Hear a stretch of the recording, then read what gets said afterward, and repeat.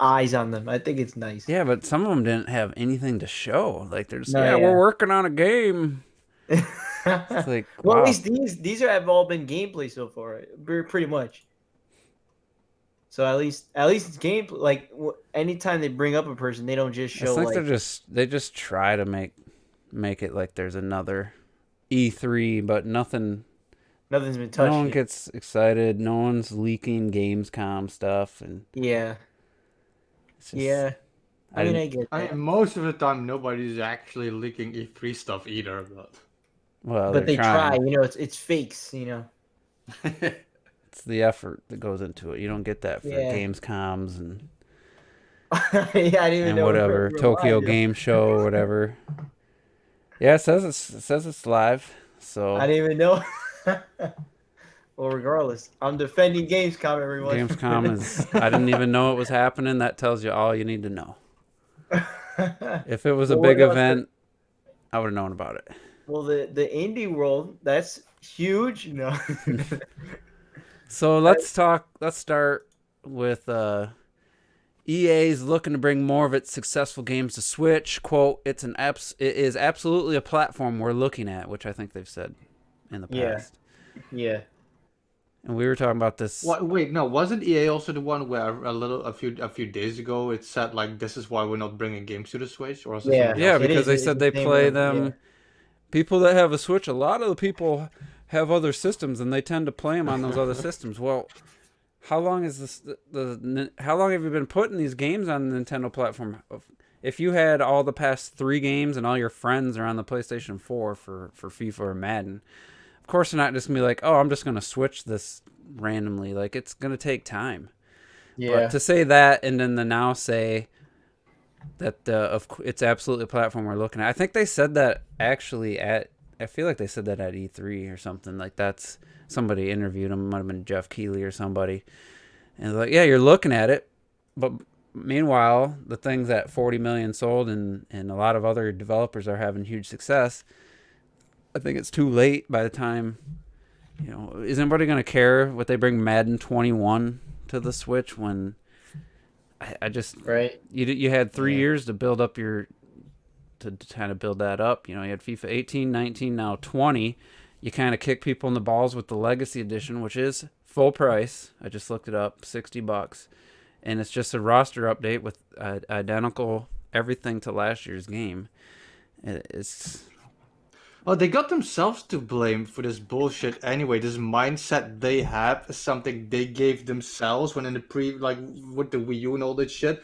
They always give like half-assed ports and all that shit, and nobody they're like, oh, nobody's buying them. Yeah, because your shitty games are like barely half of what the original games are. Like they hmm barely care. So obviously at this point, they're like, oh, we're not like it's kind of like this fucking like backpedaling shit. Like, oh no, we're not bringing it to the Switch because well, people already have all their systems. Like, come on. Everybody knows that's an excuse. It's so dumb. well now that I'm actually reading. So a month ago, the one of the dudes said, it says, Andrew Wilson was the one that said that people that have a Switch tend to have the other platforms, and that's what they buy it on. So now, this was a basically damage control that statement. So Laura Mealy or whatever, she says we've invested in with FIFA. We've had good success there. I love that we had such a great global reach and global presence on that platform with that game. We are absolutely looking at more Switch games in our portfolio, so more to come on that. We're not going to announce anything as of yet, but it is absolutely a platform we're looking at for some of our more successful games.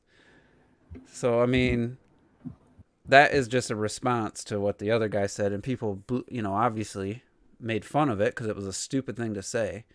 And it's hmm like, how can you keep? I mean, it's EA, so of course we're not surprised. But why would Andrew Wilson? Why would he say that publicly, even if it's true or he thought it was true? That to say that publicly was just stupid. And now it's like you're trying to backtrack this other person saying something completely different. So I don't care about EA games. I can't see in the last few years there's nothing they've put out it's like even slightly tempted me to buy it. Even that indie game, Robert, you picked up, wasn't that EA published? Which one? Unravel? No, that one with the like the nightmares or something, or Oh, Little Little Nightmares. No, that wasn't Nightmares. EA. That not was Little Bandai. Nightmares. No, you were like in a nightmare. It looked like there's like some dark creature and a girl and a boat. Oh, Sea of Solitude. Yeah. What? That was EA. Yeah, that was EA. Yeah, what was that? Wasn't that like super short? Yeah, it was pretty short, probably like 4 hours max, something like that. And But it was only $20. yeah, but why wouldn't they have that game day and date on the Switch? Because Yeah, no, that especially. Yeah, that doesn't make those any types of sense. games makes no sense. To they put Fee and Unravel 2 came out, just kind of stealth launched it. I think it came out right after they announced it or soon after. Yeah. It just tells me they don't care, and it still feels like that Nintendo, the Wii U situation where they were going to do the online and I think more than anything, it shows that they just don't understand the market. Because exactly. especially like you said, shit like Sea of Souls, dude, that would sell on the Switch. But it ain't gonna Yeah, sell 2 years later, a year and a half later if you put it out exactly. like Even 6 months, that should have because been that. day and date. Mm-hmm. I know Clocked Makes no it. sense. Clocked it loves EA, so I want his take. He hasn't said much. I knew you'd bring me up. So I was like, what successful games do you think are they even thinking? I mean, are you thinking Madden, I don't no, see I Battlefields or Battlefronts. no, they won't bring any of that shit. They'll Sims. bring they'll bring the old, the Xbox 360 stuff. If I wouldn't be surprised if, we got ports of, like Mirror's Edge or fucking I wouldn't even say Dead Space actually, no, because that's for Serial and they're gone now, aren't they? Yeah, They but got they rid of could those still guys. they Yeah, still they own can the still IP port it. though.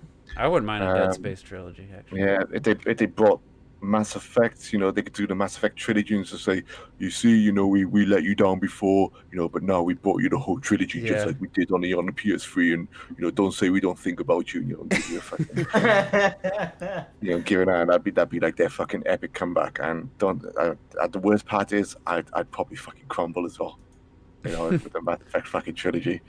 But no, I mean, we were just saying briefly offline. I actually done an 11-minute video where I went so supernova on this fucking company. I just lost my cool. And most of my videos are pretty fucking cool, but I just Mm-hmm. lost my shit and I deleted it. And I just like I can't upload this because I need to come back to it. But these guys they're just absolute fucking scumbags, man. And I, Donny mentions, Donny Arts mentions in the comments, EA won't do anything just like, for the Dreamcast, I bet. But those were different situations even then where EA purposely, really viciously went out of the way to, in a sense, um, destroy Sega in a large part of their market, in the sports market. They try to get their games exclusive, their sports games exclusive on the Dreamcast. Sega just bought this company, which ended up doing like the 2K, football games and Mm-hmm. stuff, which are really popular. Then EA bought the rights to like the NFL and all that stuff, just to spite fucking I Sega. think well, I can't blame EA and some companies for being a little upset with how Sega handled the Genesis, the 32X, and the Saturn was quickly abandoned. It's like these companies put a lot of investment and shit into those platforms that were just so quickly dismissed. I could see them being a little cautious for that, but yeah, they definitely took it to Yeah, the. there's being cautious in terms of perhaps just not supporting or being light on content in terms of your systems, But with the Dreamcast, they straight up went out and pretty much done as best as they could to put a nail in that console and Sega's coffin, and they succeeded. And no third party should have any power like this over the console manufacturer. It's kind of like how we can, we can chew on YouTube, and everything that they do, but it's their platform. If you Mm-hmm. want to jump on it, you jump on it, and you make a success out of your own. You're not necessarily, complete. They made it. You're successful because of them. Um, but I don't think any third party should have the power to dictate how a console and how a platform survives, especially if other areas of that console and that platform is absolutely fine. I've always hated the fact that EA have had that power. Always hated it. But for the first time with the Switch, and this is the first time this has happened, because it didn't even happen with the Wii U. You could say that they helped destroy the Wii U a little as well, even if they released some little fucking trash games on it. But for the first time with the Switch, I've gotten the impression from many people that they just don't give a shit whether EA is on the system or not. And that's I can't remember any other platform where this has really been this evident for me to see. And you can see it from the fans now. You mentioned FIFA 20, I'm sure it sells, but no one really gives a shit. Who cares if they fucking announced? They haven't announced Star Wars. They haven't announced any Need for Speeds. You don't hear anyone fucking moaning, anyone complaining. Yet the Switch is still selling this stuff. So this is what I'm happy to see. That the Switch is doing everything that it is doing without EA, and they're the ones now trying to play fucking catch up, and they still come out with bullshit like this, and people are just like, oh, who gives a shit? We don't give a shit about you anymore. We're getting a Witcher 3. We're getting fucking Doom. Doom's fucking better than Battlefront. We don't need fucking Battlefront. We don't need this shit. We're getting other games from other third parties who are making the effort, who Nintendo have had beef with before. Right? But you just get over it. You're like, right, successful platform. These games make sense. Let's put those fuckers on there. But EA just still got their thumb at their ass, convinced that they know the way forwards, and they've stumbled so hard now. Even on the platforms that are meant to be propping them up, they've stumbled so hard.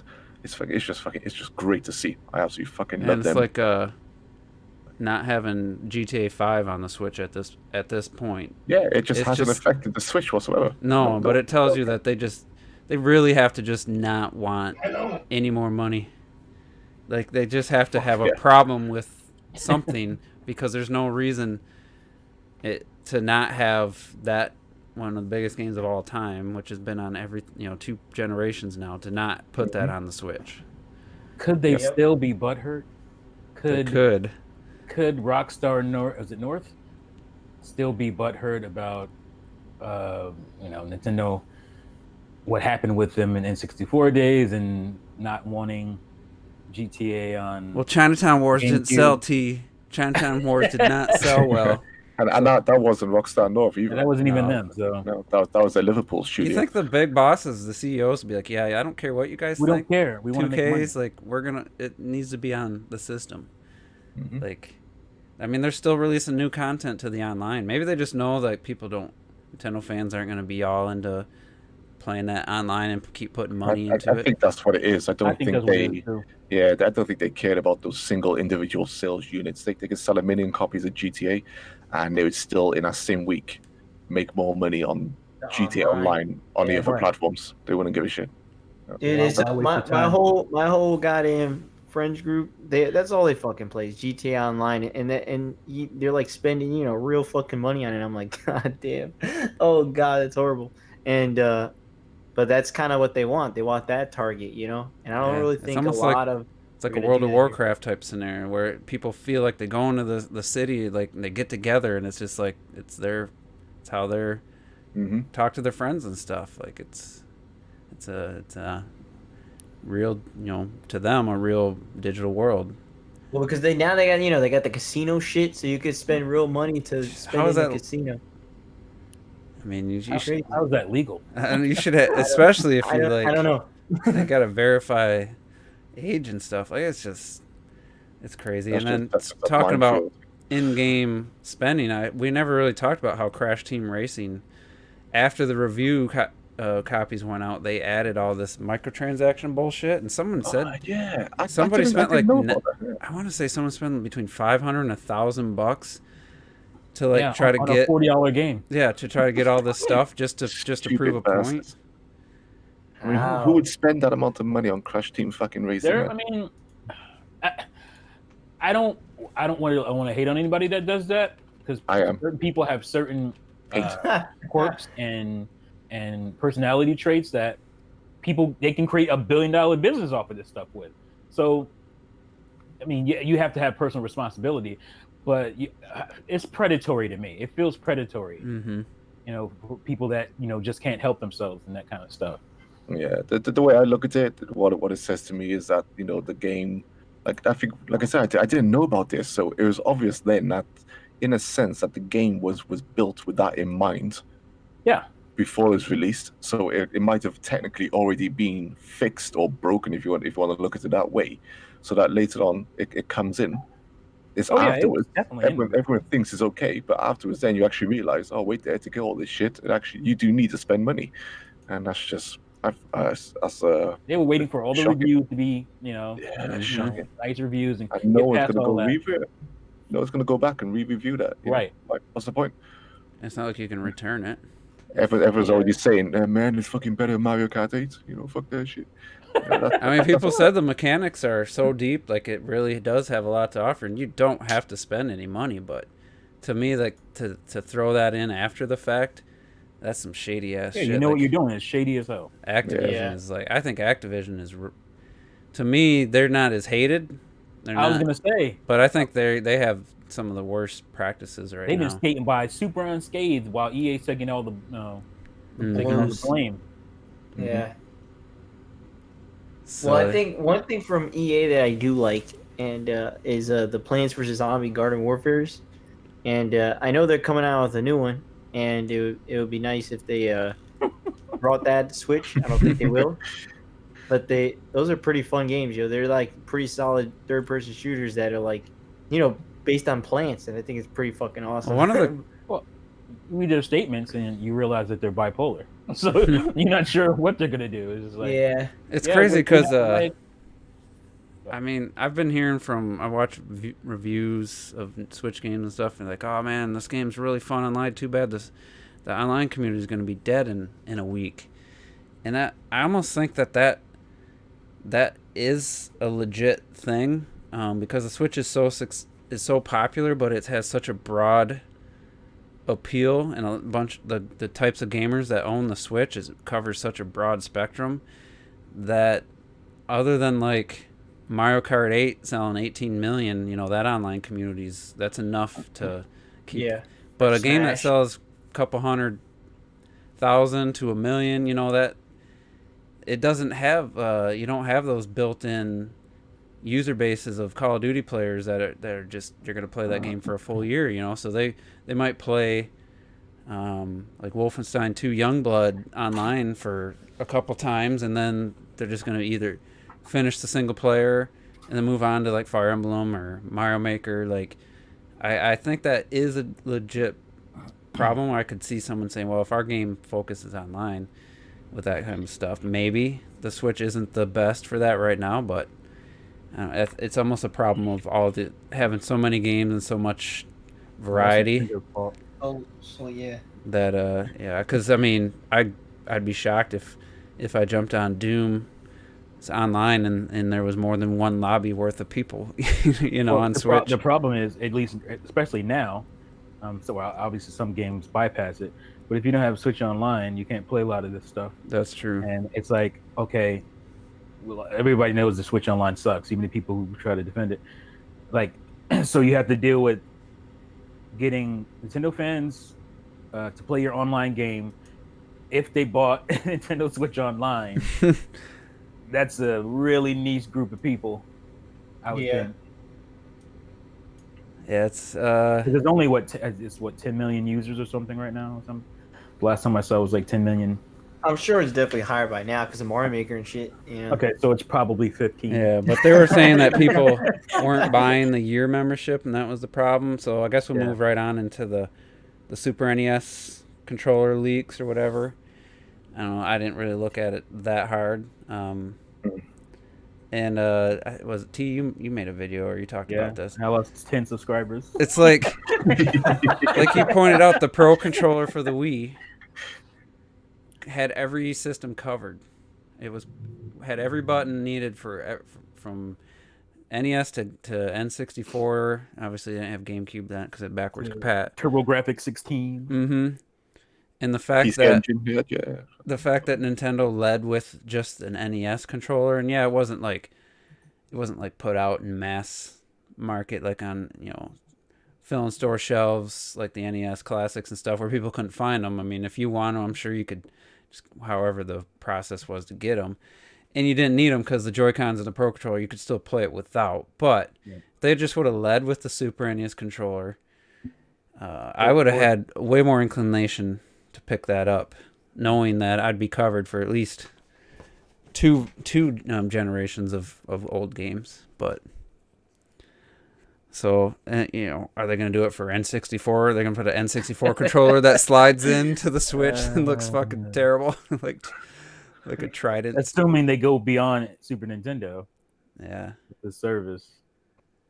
And we never talked about how they're adding Mario Tennis to, like, hey, we're get a free game for a couple weeks. Like, that's what they think people want. That's to make it more appealing. Come on, that's the game.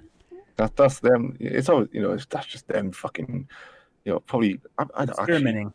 The sales of Mario Tennis have actually been pretty good, haven't they? So I don't know if they just it's over 2 push million. a bit more, but if that's the case, just I don't know, give ARMS away for free now, as part of the Switch Online service for X amount for months or something, just to try and get people interested in that game. Is fucking Mario Tennis.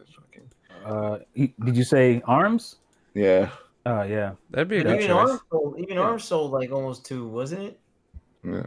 So it's like, I don't know. I feel like they dropped the support on that game now, so the game is finished. They're no longer supporting it.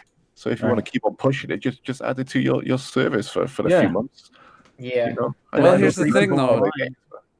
Do you really care about a year and a half, 2-year-old game? Like, is that the answer to getting people to sign up? Like, honestly, I think for a lot of people it would be, because with Xbox and PlayStation, again, a lot of people just tell me, hey, they got this game for free, and I'm like, I mean, not really. But for 2 weeks, I mean, it'd be one thing if you download it, you keep the service, you keep the game, but that's a little more appealing. They get a game or a few games every month. Yeah. Obviously it's more, but if you just did one game a month, like, wouldn't people be way more excited to have this kind of almost I forgot what they call those things, but there's services out there where you get a surprise, retro the game. Loot box Wouldn't it be cool? Not the loot box, but yeah, you know what I'm talking about. Wouldn't it be cool that someday, or not someday, but that month you get, here's a GameCube game. Oh, here's a Super Nintendo game. Oh, here's a Wii game. Something like that. Wouldn't that be way more exciting and get people on board more than it makes too much NES sense. game or a couple of NES games that nobody cares about? I mean, there's some people that care about. I'm not trying to knock. Or a decent upgrade to the interface, adding more games to the app, so it'd be nice if I could check my notifications for Mario Maker 2 on the app, like stuff like. We're not talking about crazy things here. These are very simple little things. It'd be one thing if I was asking for, what everybody else gets on a $20 a month or $20 a month, $20 a year thing, but that's not what we're asking. We're asking for very small little things here that would make the console we love way better. Yeah. And you have people that push back against that. You have people that will unsubscribe when you we talk about the Switch this. Has great. It's not the Switch that's the problem for the internet. It's the servers, and the servers are limited. I've seen a response like that. I'm like, so fucking make the servers better. Yeah, whose fault is that? They're not making enough money to make these things better. Yeah, of course they are. And plus, I have heard that they have limited the Wi-Fi, because I guess they figure anything over, like, I don't know, 30 megabytes per second or whatever is unnecessary and stuff. But it's like, just open that shit up, because you know what Sony did when they got limited? They said, "Hey, Microsoft, you want to make a deal?" Yeah. So, I mean, come on. Yeah. You're better than this. You're better than this. I haven't even bothered downloading Mario Tennis. I'm curious. I might just to see what they improved, if anything. Can you download it anymore? I thought it was till the 19th, or actually like today or some shit. I guess I don't care. Yeah, And the problem, I downloaded, I played it for about 5 minutes, and I was like, yeah, but I'm kind of playing Fire Emblem right now. Well, here's the thing, though. It has one of the lamest like online systems for the Switch that we've had. That was I was trying to make that point earlier. Didn't go far enough, but yeah, like that's not gonna move people for online when you have kind of a bare bones online service for that. It's literally like go make a lobby and sit there and wait and hope. It's not like you can play with one or another person while you're waiting. You just wait and hope somebody on your friends list checks to see if you're playing. And it's like, and then if they do join, then there's nothing they can do. Like if there's no spectating like in Smash. There's no like in ARMS where you see the damage happening like to your token and stuff in real time.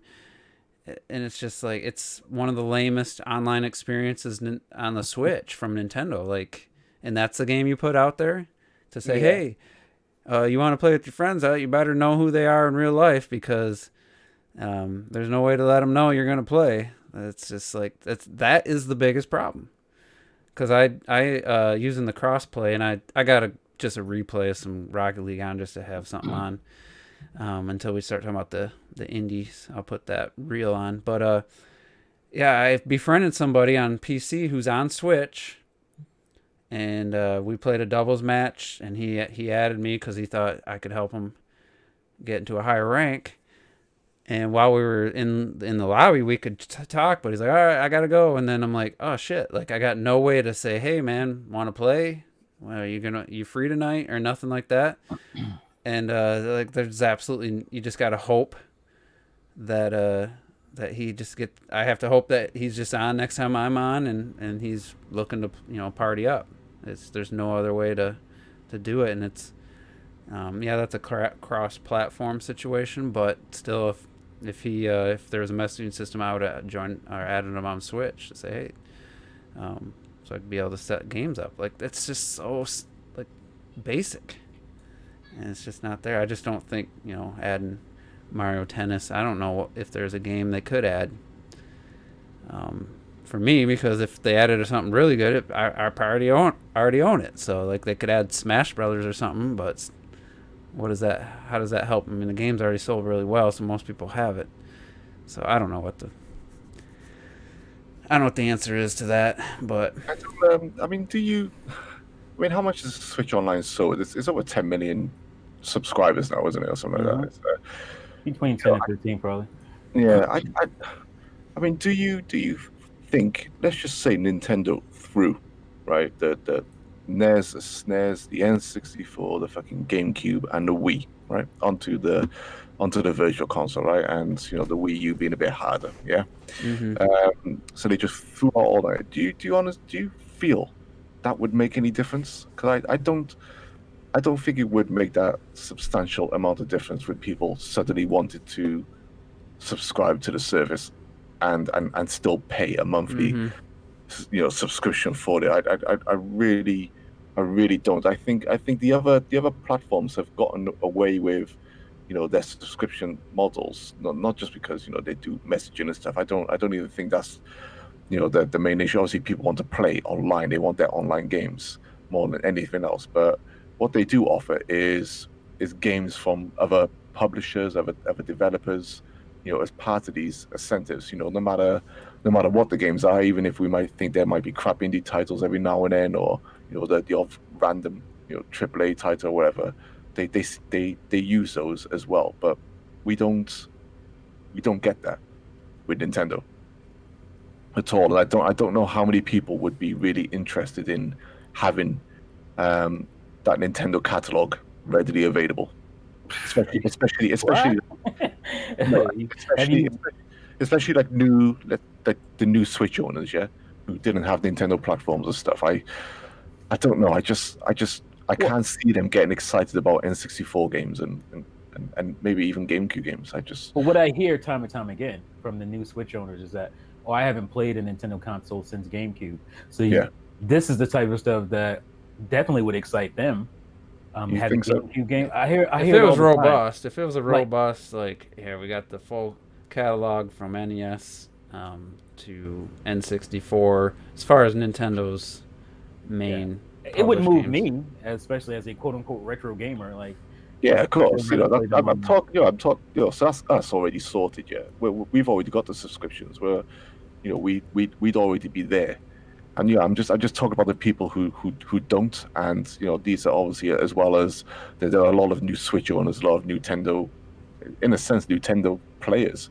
Their first Zelda was probably Breath of the Wild and stuff. And they didn't care about Zelda before. Would they get excited to go back and just have Ocarina of Time, or fucking Skyward Sword on their Switch?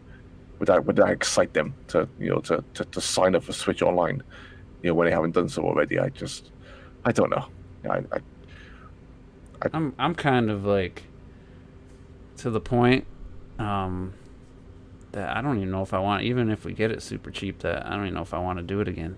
Like it's just so lame that it's, even though it's cheap and we divided it up.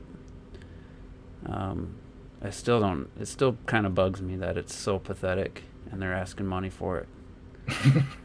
Yeah, man, I know it's pathetic, but I gotta play my Smash Online, bro. I mean, we don't. For me, we don't play it enough where I need it.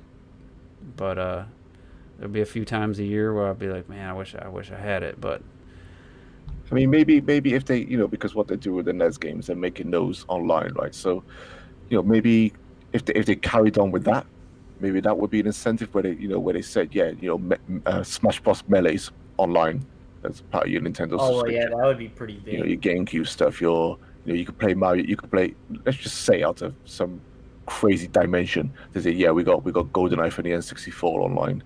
yeah, but then again, you gotta have an invite system for that to even matter. Yeah, I You have know, to have a I know lobby that system. needs to come, but that's what I mean. Well, that's also part of the, the incentive, right? Which is they don't even have that. Yeah, well, that alone would go a long way, even without the Yeah. damn games. Yeah. Just let people message each other and have an invite system. Well, I said this, I don't know if it was last week or a couple weeks ago. It's like, imagine the people who go out buy a Switch, and you're getting a FIFA whatever, or if maybe they The bring way that rolled out of your mouth. they bring another online game or something, and people are used to going to their friends, typing in their name, finding them, send them a friend request. That's not there. And then once you do make them a friend, they're used to just going up there, sending an invite or a message saying, hey, you want to play? Or party invite, or just a game invite. And that stuff's not there to like the new Switch owners you're talking about, that are coming from different other platforms, haven't been on a Nintendo system. They gotta just laugh at that. Like that's gotta be just a joke. Not even if I remember correctly, not even EA added friends. Not to the first game. Did they? Not to the first FIFA, did they? Yeah. No, it was 19 got it, but 18 didn't have it. They might have added it at the very end. I can't remember. Well, they'll just they'll laugh at that, but I'm like, well, I can play these games on the go. That's enough. Yeah, I think that's just the big problem, is that just like, honestly, really, all they really need is just an invite system, just one little thing, and you're good, to be honest. And then I feel like it's like, all right, now you could kind of message and invite. That's all. That's really all you need. It can't take that much to get and that. It proves it substantially. And it has to be standard across every game that has online. It can't just be for one game. It has to work with every game that has online. And if they don't want to do it, make a deal with Discord and let them do it. Yeah, fuck it. You want someone else to do it? Fuck it. Just have someone do it. Like, Jesus. Yeah, we've been here before when we were talking. We said, I got excited at Nvidia when they were talking up.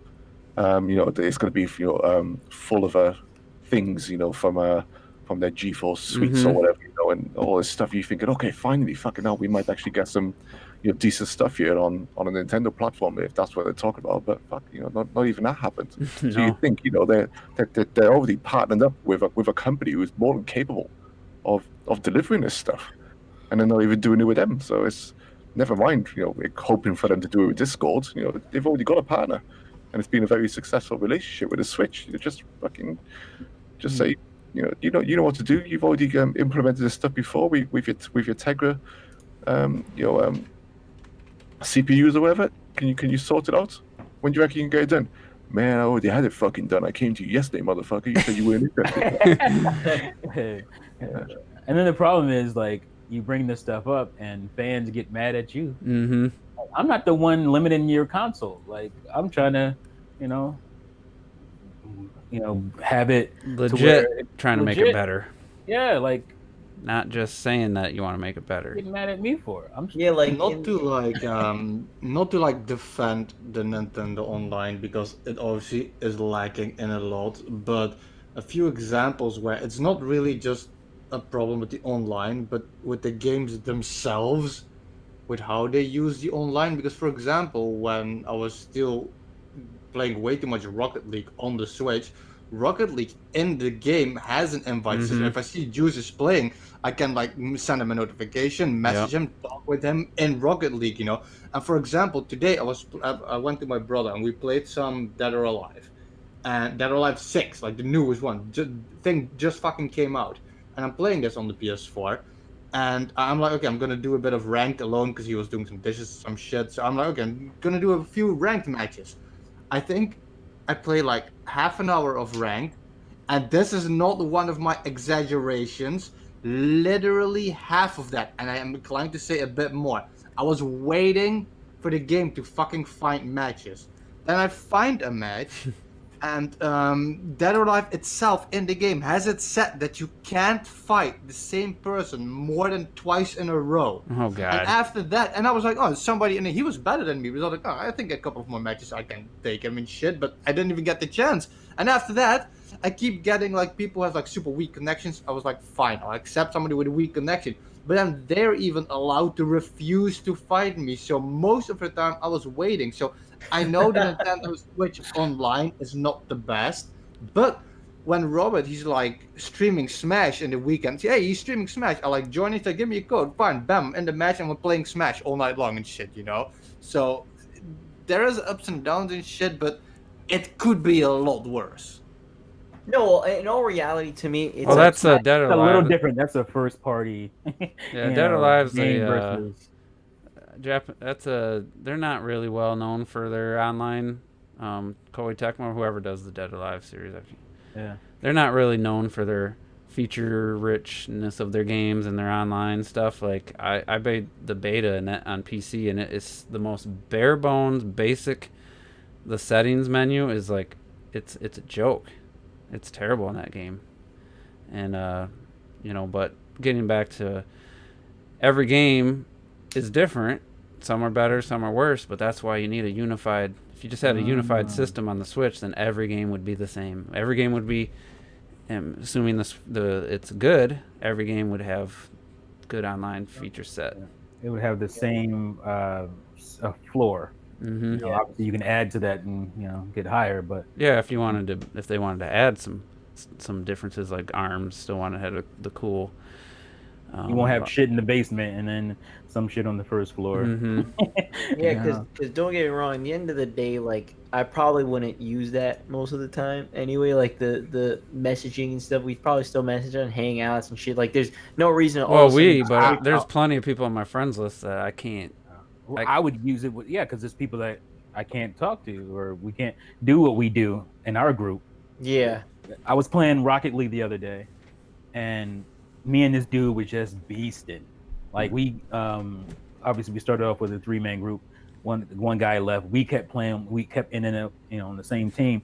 We were beasting. He sent me a friend request, but that's all I can do with the dude. Oh, that's true. Yeah, that's what I was saying earlier. The next time you get on, talk to him and say, "Damn, man, we whooped their ass, huh, man? We were like, I want to do that stuff, but I can't do it." Yeah, kind of like that's true. Because on Xbox Live, I remember I would message someone and be like, "Hey, sorry, I fucked up there." So I'll just send something. Yeah, if he accepts your friend request and you both stayed in the game, you could message each other back while you're still in the party together.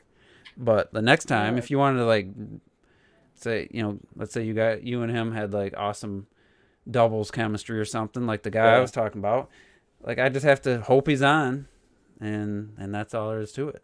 Right. So and you can't even message him until he joins. Though, let's say he's on a Switch, but he's playing like Fire Emblem. Oh yeah, that's what I meant. You can't like outside of that game. Bye. Mm-hmm. Hope I see you again. Yeah. We're friends, but we can't even message each other to say like, "Hey man, you want to play?" And that's why like stuff like It'd be cool, honestly. I mean, this may be a little bit off, but kind of like how you know how you can send friend requests to people that you also added on through Twitter and Facebook and stuff. Mm-hmm. Yeah. You should have your Twitter handle there, so you know you could kind of message them there, maybe. But Or why? This is why you got to go through all that. no, man. but hey, you get a few more followers, yo. That's that not helps. bad. That helps, but it's just like, well, I already made my handle. No, but that's just an extra little thing that they Yeah. could add. I think that'd be actually pretty cool. I think about it.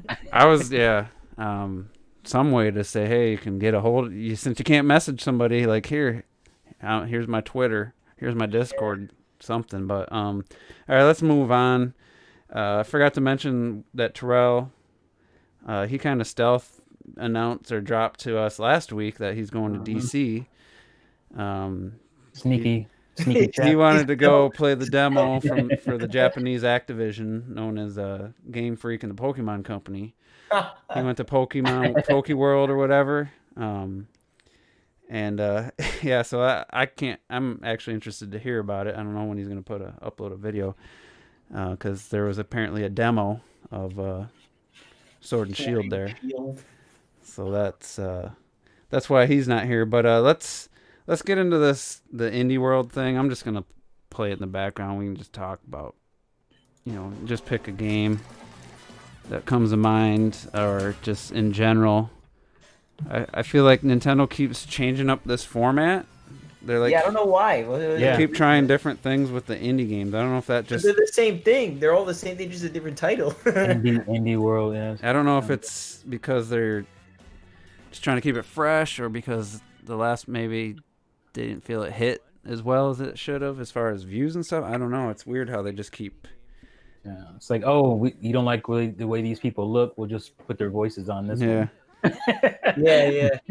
And so does this replace Nindies? Because I mean, I think that's what I'm saying. Basically, the Nindies thing is gone. I mean, Nindies is fucking awesome. Just the title itself is fucking great. Yeah. Somebody got the idea for Indie World, which is very Indie generic World. as hell. Mm-hmm. And let's just do that. And now. fuck Gearbox. Cool. I hate Gearbox ever since that bullshit.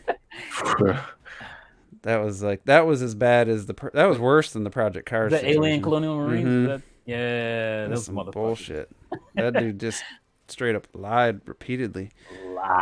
But anyway, one of the takeaways for me, like, that stood out was that indie game shown during Microsoft's press conferences, like on like a riverboat or whatever. I forget what it's called. It had a cool kind of 2D art style. Oh, I talked about this. It was What the hell is the name of that game? fucking. Oh god, what was it called? I was. Oh god. That just kind of got put. I think that was in like the sizzle reel part too. I don't. Yeah. Even, What was it called? I'm trying to find it now. I don't know what it's called. But that to me that just kind of stood out. But then there was that 3D Gravity style game, and I don't know if they're showing Switch footage. Oh yeah, that looked cool. That looked really cool. Europa. Yeah. Oh yeah, that looked really cool. Visually, it looked really impressive. Very un-Shinin. Well, that was different. That wasn't the Shinin one. Yeah, the tourist. Yeah, this one's like a full 3D platformer with like like this bubble round character that spray paints, that you spray paint, and then he can, like, gravity is just like completely twisted. It like showed Paris in the beginning. And Spiritfarer was the game. That's the one. But I'm playing. I actually skipped ahead to that one on top of the Europa or whatever. Like, that's a cool, unique idea. I mean, I'm interested. Well, this actually reminds me. Did you play Ilo Milo? I think it was on the Xbox 360. No. That was a really cool game. That was a 2-player co-op as well, and it done like a similar type of thing where you walk around the level and stuff like that. It was pretty cool. But this one obviously has like a painted mechanic and stuff as well. So I quite like the lighting on this game. It was pretty cool. Yeah, I'm curious if that was actually running on Switch or like PC footage, because that looked. They had a lot of impressive, like you said, the lighting and stuff looked cool, and that's the idea. Man, the Switch can do The Witcher 3 is impressive. Mm-hmm. Can do it. So, anyone else have like a highlight or something that stood out? Yeah, I had well, again, I wrote the games that I'm interested in, which is Roki, the Europa. Super Hot is a cool game, but honestly, like once you play it in VR, you just can't play it like without it. Oh, yeah. That's like the one game that genuinely is so fucking cool in VR. That's like why it's coming to you Labo, Labo, baby. Labo VR. Yeah, yeah. I don't know. The tourist, and then Skellboy. Skellboy looks pretty cool. Yeah, it does look cool. Yeah. And obviously, Ori. I haven't played Ori, but I'll play Ori one of these days. I did the same as Robert. Also wrote down. I have like a top 3 game. Well, not top 3. There's 3 games I wrote down. Mhm. Also, Skullboy, because that shit just looked absolutely amazing. Where they made it like 2D and 3D. I just really liked the art style of that. I wrote down Earth Knight. The one it seemed like a 2D platformer with the dragons. Oh, like yeah, dragons. World, like really that good. looked like fun. That reminded me of like oh fuck, what was that? Galaxy? No, fuck, Freedom Planet. It reminded me a bit of that kind, like the dynamic kind of gameplay. And on first place that I wrote down is obviously The Tourist, because that looked like god. That game, it looked amazing and fun, and it reminded me of like original Zelda dungeons in 3D with the lighting and the puzzles, and that looked so good. It's like a Lego game with like Minecraft feel Yeah. to it. It's Blocky character design. Mhm. Yeah, my daughter got like little toys that look like this. I was trying to remember the name of them.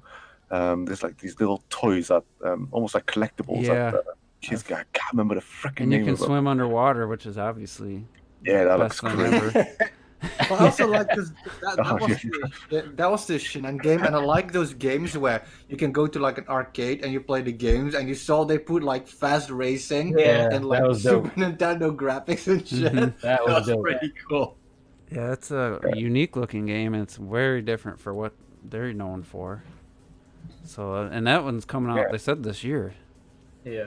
So is that Shinin? Mm-hmm. Yeah, Shinnin, which is weird. It's like Shinnin. Damn, that's what they've been doing. Very different from them. Yeah. It's good because they I do. don't think they need another like futuristic racer or Oh, they've done like platform games as well. Yeah, 'Cause it- you know, like- like Jet. Jet Jet Rocket. Rocket Yeah, I would love okay, to see that come back in some in way. here. yeah, but look at this part here. This is fucking cool, man. Those little rats and shit. That is dope. Yeah, what I liked about the tours is that like you can clearly tell it's not just like blocky to save money or some Mhm. shit. It Right. still looks fucking good. It's clearly like a style choice. And they It's have, not like, to almost a save money. pixel art kind of texture to the 3D objects. So it's kind of a blend of a lot of things. It's one of the most unique art styles I've seen in a while. I was gonna say there are like at least 2,000 games on Switch's eShop that have that blocky character design, aping off Minecraft or whatever. But those games are nowhere near what I'm looking at Yeah. when it comes to Tourist. And it One sucks. game, sorry, that caught my attention as well. Sorry, carry on finishing this one. I was just gonna say it sucks that I saw somebody leaked the Ori and the Blind Forest Yeah, ahead on Kinda Twitter, took it and away from somebody I follow liked it or retweeted it, and I was like, man, that would have been like if I didn't know that. I well, would we have been. kind of felt it even going up. Well, I've been like, saying Ori and the E3. Blind Forest for like, I want to say about a year. It feels like Yeah. maybe not that long, but so like if you haven't played this game, I mean, it's a must own. You're missing That out. shit is so sweet. Like, it might be mean, but I love, because remember during the Wii U, Xbox were always like, Nintendo needs to go third party. It's like, bitch, you are third party now. Yeah, I forgot about that. Nintendo needs to go third party shit. Oh, that was a talk right there. Mm-hmm. For quite a People are like, little "Oh, while. why are you bringing it to Nintendo? Like, now Nintendo Like, should bring all their games to the Xbox. It's because people buy games on the Switch. Mm-hmm. I don't like Nintendo games, but they should go third party so I can play them. Yeah. What? What? So I got a theory that Will the Wisps is probably reliant, depending on how well this sells, if it's coming to Switch, and there's probably going to be some kind of timed exclusiveness anyway, even if they want to.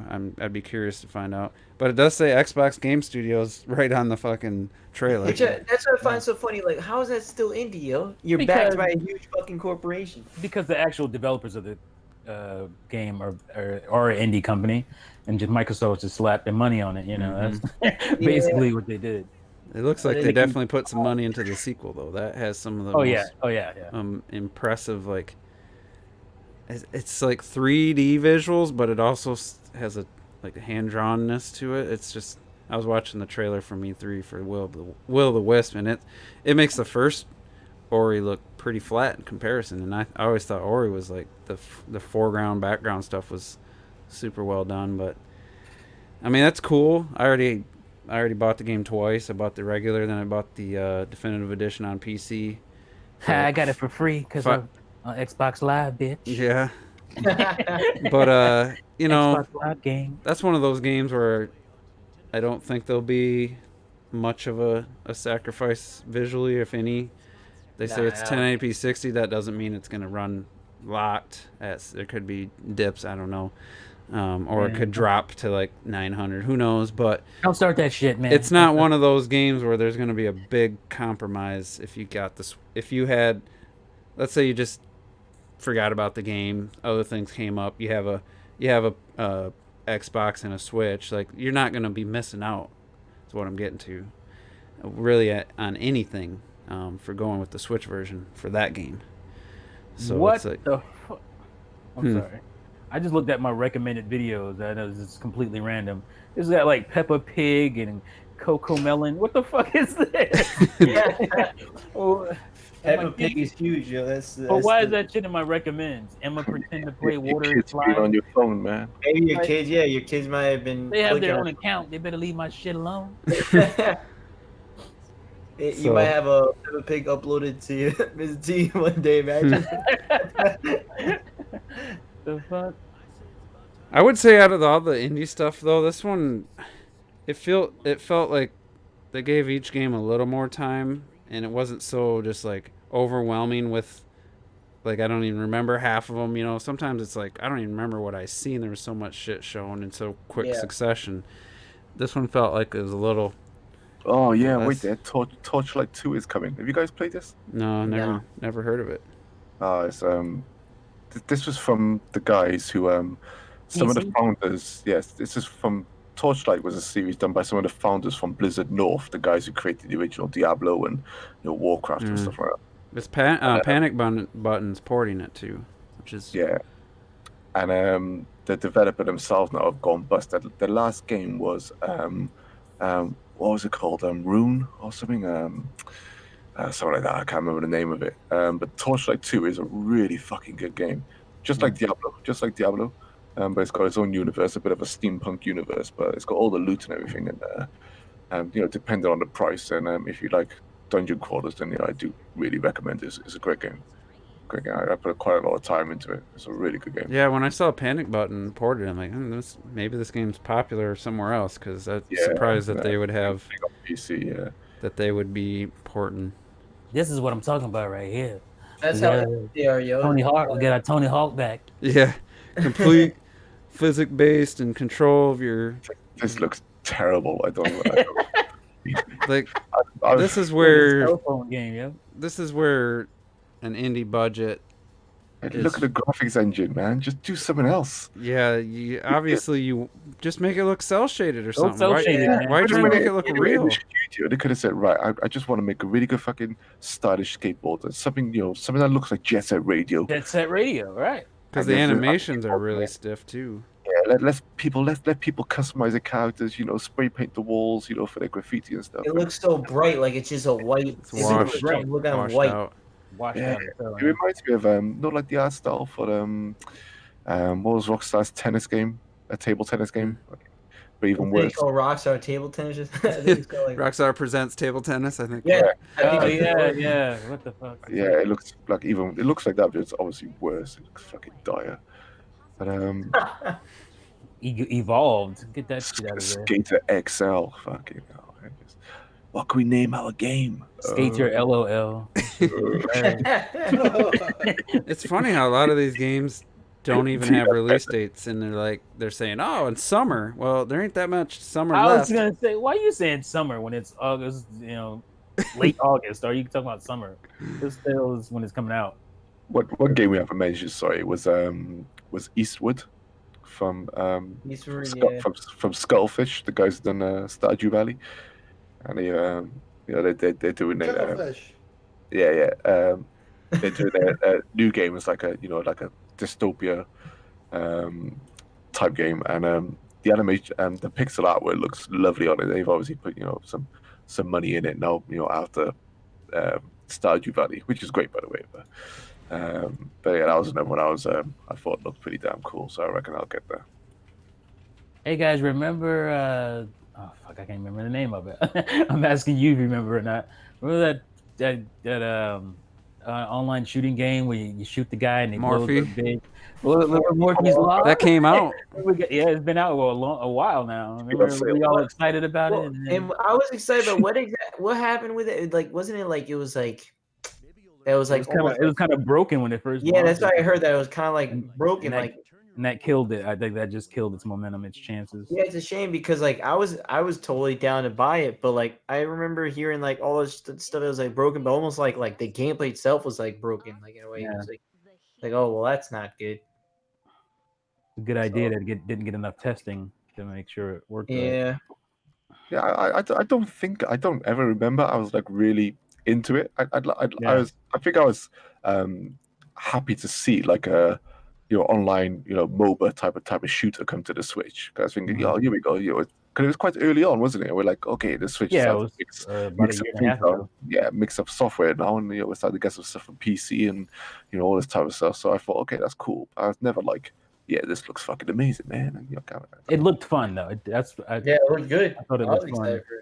Yeah, I was never like that. Oh, this is super shot now, but so Switch VR. I mean, everyone's raved about super shot, and I hope y'all enjoy it because this is not my kind of game at all.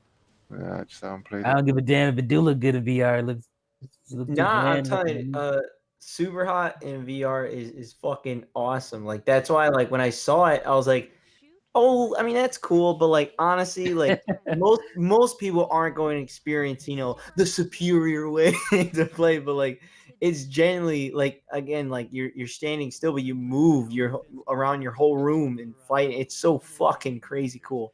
And it's the game. It's the game that I show people VR for because. What do you play it on? PS4 VR? No, on PC. PC? The HTC Vive, yeah. And like that's why like that shit was so fucking cool. But like honestly, if you're playing it just with the controller, I think it's different because you don't have it where you're not in the whole room. You're just in like because you're in VR, it's also limited in terms of how far you can walk. So like for this one, it's like genuinely full rooms, and it might still be a lot of fun, but I think that like if you have a way to play in VR, which I know not everyone does, it would be. I think that's the total best way to play it. Me and T got VR now, haven't we, T? That's right, buddy. That's right. It's still in the box, not made yet. It's really. Oh, yours is still in the box. Yeah. Well, the only thing we haven't made is the gun yet. For the last for Labo VR, we about half of them, so I can't. Yeah, make fun of you about that. The elephant. I tell you what, the elephant game. I know it's already jumping off course a bit, but the elephant painting game is really well, fuck them. They never let us talk about it, so people talk about this shit months ago. It's actually pretty fucking clever. It's actually the kids were loving it, and then they put it down. They put it down after 5 minutes. I haven't touched your stencils, man. Oh, damn! Goddamn! Baby poor man. What about T? Did you ever get to play? Oh, you don't have Captain Toad on the Switch, right? No, I was gonna get it because like I heard it's really good for the VR on there. Yeah. It seems like it would be. It seems like a good game to play in VR. Yeah, but here's the problem is I'm not gonna hold the goddamn VR thing up to my head. Exactly. Especially when my Joy-Con slide out. They don't mean lock. So I'm risking my fucking just falling out and falling onto the floor. Right. So no, they need to make a proper headset for me to. Yeah, they need a fucking strap for that thing. Somebody made one and it was trash. So that's sad. But maybe another third party will give it a shot. No, they need to do that because honestly, the only way I'd even consider it is you gotta get a strap, yo, You because gotta have a strap on, yeah. A strap. Wait a minute. Wait a minute. Pause. Richard just took a turn. And well, I know Juice is not here, girly, so that's why like I don't know. Do you guys have anything else for the indie, like the indie world? Any other game? Was one other game I stole? Was it a Sparklight or something? I think that was announced for the PlayStation 4. I'm not sure if it's coming to the Switch. That looked like your typical type of top-down Zelda type of game. Have you seen this for Sparklight? No, should I link it? Wait, on Indie World, the showcase? Sorry, it wasn't on the showcase. It's just something shown at Gamescom. Okay. Oh, I didn't know. I'm not too sure.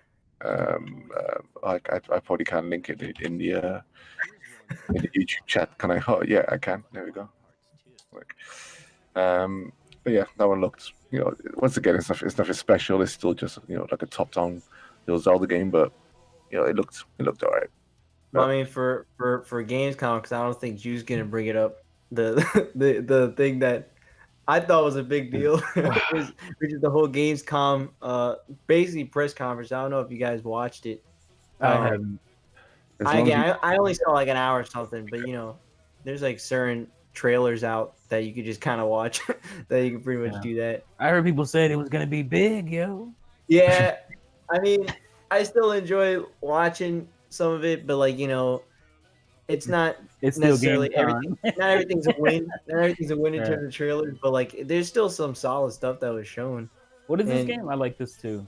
This is the Skull. Was it Skullboy? Yeah, we talked about Skullboy. Am I right? Yeah, Scaleboy. Oh, Scales like Xenoblade Chronicles X. And I mean, and for the actual conference, I guess I don't know what you would call it. I guess I just call it conference. The Gamescom. Honestly, it was pretty cool, yo. That they did that, and I wouldn't mind having a little. It was kind of like mini E3 today, yo. They had the indie world, and then they had the fucking Gamescom thing.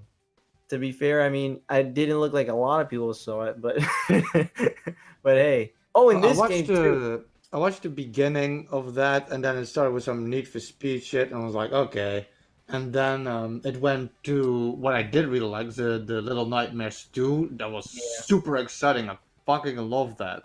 It looked amazing, and I can't wait to play that and shit. But after that, it went to something boring again, and then it went to like the other dumb game, Death Stranding. I was like, I'm turning this shit off because it was just way too much boring shit. What was it? I forgot what they did in between, but I was like, nah, I can't watch this shit. It's just, I know didn't just have the same vibe, but it was, everything is always like too drawn out, and then you would get like, when you get like 2 or 3 boring games in a row, I'm like, yeah, no thanks, I'm good. Yeah, well, I mean, I can see right now they gave a huge chunk of time to Death Stranding. I mean, holy shit, it's like 20 minutes, and it's 2 hours. It's like 2 hours. So imagine, it's really an hour 40 games and 20 minutes of Death Stranding. Yeah, and it's one of the rare games where literally every time, and yes, literally every time I see it, I get less and less excited about it. The original trailer, the CGI trailer, I was like, okay. The first trailer of the game, it can be a CGI trailer, sure. It gets my attention. It was all creepy and surreal and shit. But then you got like, 4 more CGI trailers. And then when they finally showed gameplay, it was so underwhelming, this walking shit. But now every time you see the game, it's just him walking. You don't want to be a strand delivery guy? Yeah, exactly. It's like with a baby strapped to your stomach. That's not cool. That would I don't know. What is this game, yo? It's like you can make it weird and shit, and people can be like, yeah, but you have to play the story. And I hate it when people say that, because if the gameplay doesn't pull me in, I ain't sticking around for a fucking story. And how do they know? The story could be utter shit. It's exactly. Like, why you can defend it, that's fine, but how are you going to defend it that way? It's like, you haven't played this shit either. Have they played Metal Gear Solid 4? Because that story was fucking convoluted as Yeah, my big thing is that, Death Stranding is going to be probably, I don't know how long, but probably 15 to 20 hours plus, right? So it's like, to me, it's like, really is it going to be that worth it to defend it that much? That it's like the story is going to be so great that they stretch it out to 20 hours. Like it's such a huge difference between a story in a video game and a story in a movie, you know, because like you really have to stretch shit out for video games.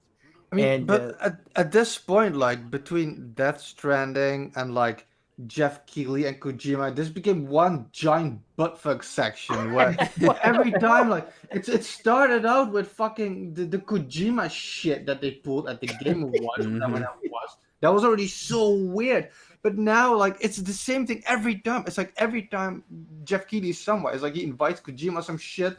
Like, okay, he has some sort of legacy, but he's not that big and shit. But now, like, Kojima put him, like, in the game and shit they showed. And this is like, what is this? This is like a circle. This is like a hand job, circle yeah, jerk. the circle jerk. Yeah, that's the word, yeah. Do you know what Death Stranding looks like? Do you know what it looks like? It looks like an absolute bag of shit. I don't care what anyone fucking says. This is a Kojima fan, folks. Oh, it's It fucking. looks like I said, Metal Gear Solid 4. I was watching the new gameplay. I said the new fucking gameplay. I was watching this fucking shit character fucking sitting on the floor, takes a piss, some mushroom fucking grows, and then he fucking walks off up a fucking hill. And because the game engine is so shit and he's incapable of climbing up some fucking rocks, he goes through his full animation, brings out a virtual fucking ladder, has to climb up the fucking ladder just to get up on top of a fucking cliff. And then he gets to the top, sees this fucking whack-looking Jeff Keighley. I don't even want to see Jeff Keighley in any fucking game. And he fucking walks out then, and then he walks off the cliff, has this shit fucking animation as he walks off the cliff, and goes, "Ooh, I should have done that, ooh." And then the baby starts crying, worse than fucking Yoshi's Island. And he's sitting there trying to fucking cuddle it better. I'm like, people are like, yeah, but we haven't seen it. We need to see proper gameplay. I'm telling you, this is the fucking game. This is what you do. This is what you do. You're going to walk around. You're going to scan shit, right? You're going to fucking cuddle this baby. When the ghosts appear, the baby's going to start crying, and people will be like, "Oh, it's so fucking intense, man. It's like the clickers in The Last of Us." No, it's not like the fucking clickers in The Last of Us, right? You're going to have this fucking baby crying. You got to fucking keep it quiet and shit. And then you're going to have to piss every now and then because for some reason the baby's fucking draining your fucking soul or some shit. Fucking connected to another realm, and if you don't piss in this fucking world, yeah, the other world will blow up or some shit. And you got fucking you have like fucking 20 midi-chlorians from the baby, and then you have to like fucking eat the baby in order to fucking transport yourself to a fucking another realm. And then Kojima like will do something at the end, and then you see Solid Snake, and he'll say, "Yeah, fuck you, motherfuckers," and then the game will end, and that will be fucking Death Stranding. It's gonna be a bag of shit, and I don't understand how anyone in their right fucking minds can look at this game and say, "Yo, this is gonna be fucking hype." There is literally nothing to be hyped about. Shit. Have you ever seen the prologue for Metal Gear Solid 5? I'm guessing you have. I played and I completed Metal Gear That looks Solid like 5. what Death Stranding is. That is what Death Stranding. That convoluted bullshit, no gameplay, didn't have any relevance to the rest of the game. Intro to that Metal Gear Solid 5 is probably what he wanted Metal Gear Solid 5 to be. Don't even compare it, because at least you have Solid fucking Snake, or Big Boss, if you want to call him. At least you have a compelling I'm talking about just the character. prologue.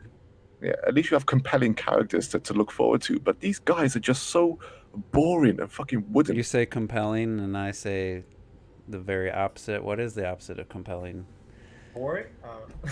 Boring as fuck characters in MGS5. It's but not anyway, for me. I'll give him that though. It's not for me, but I understand the appeal of Snake. At least there's like, engaging enough gameplay. You're playing as Rambo. That's pretty much what you're doing. I right? mean, Like, yeah, I mean the gameplay Rambo. got pretty stale after about 10 hours for me. And but yeah, that I just think of that prologue, just how nonsensical it was.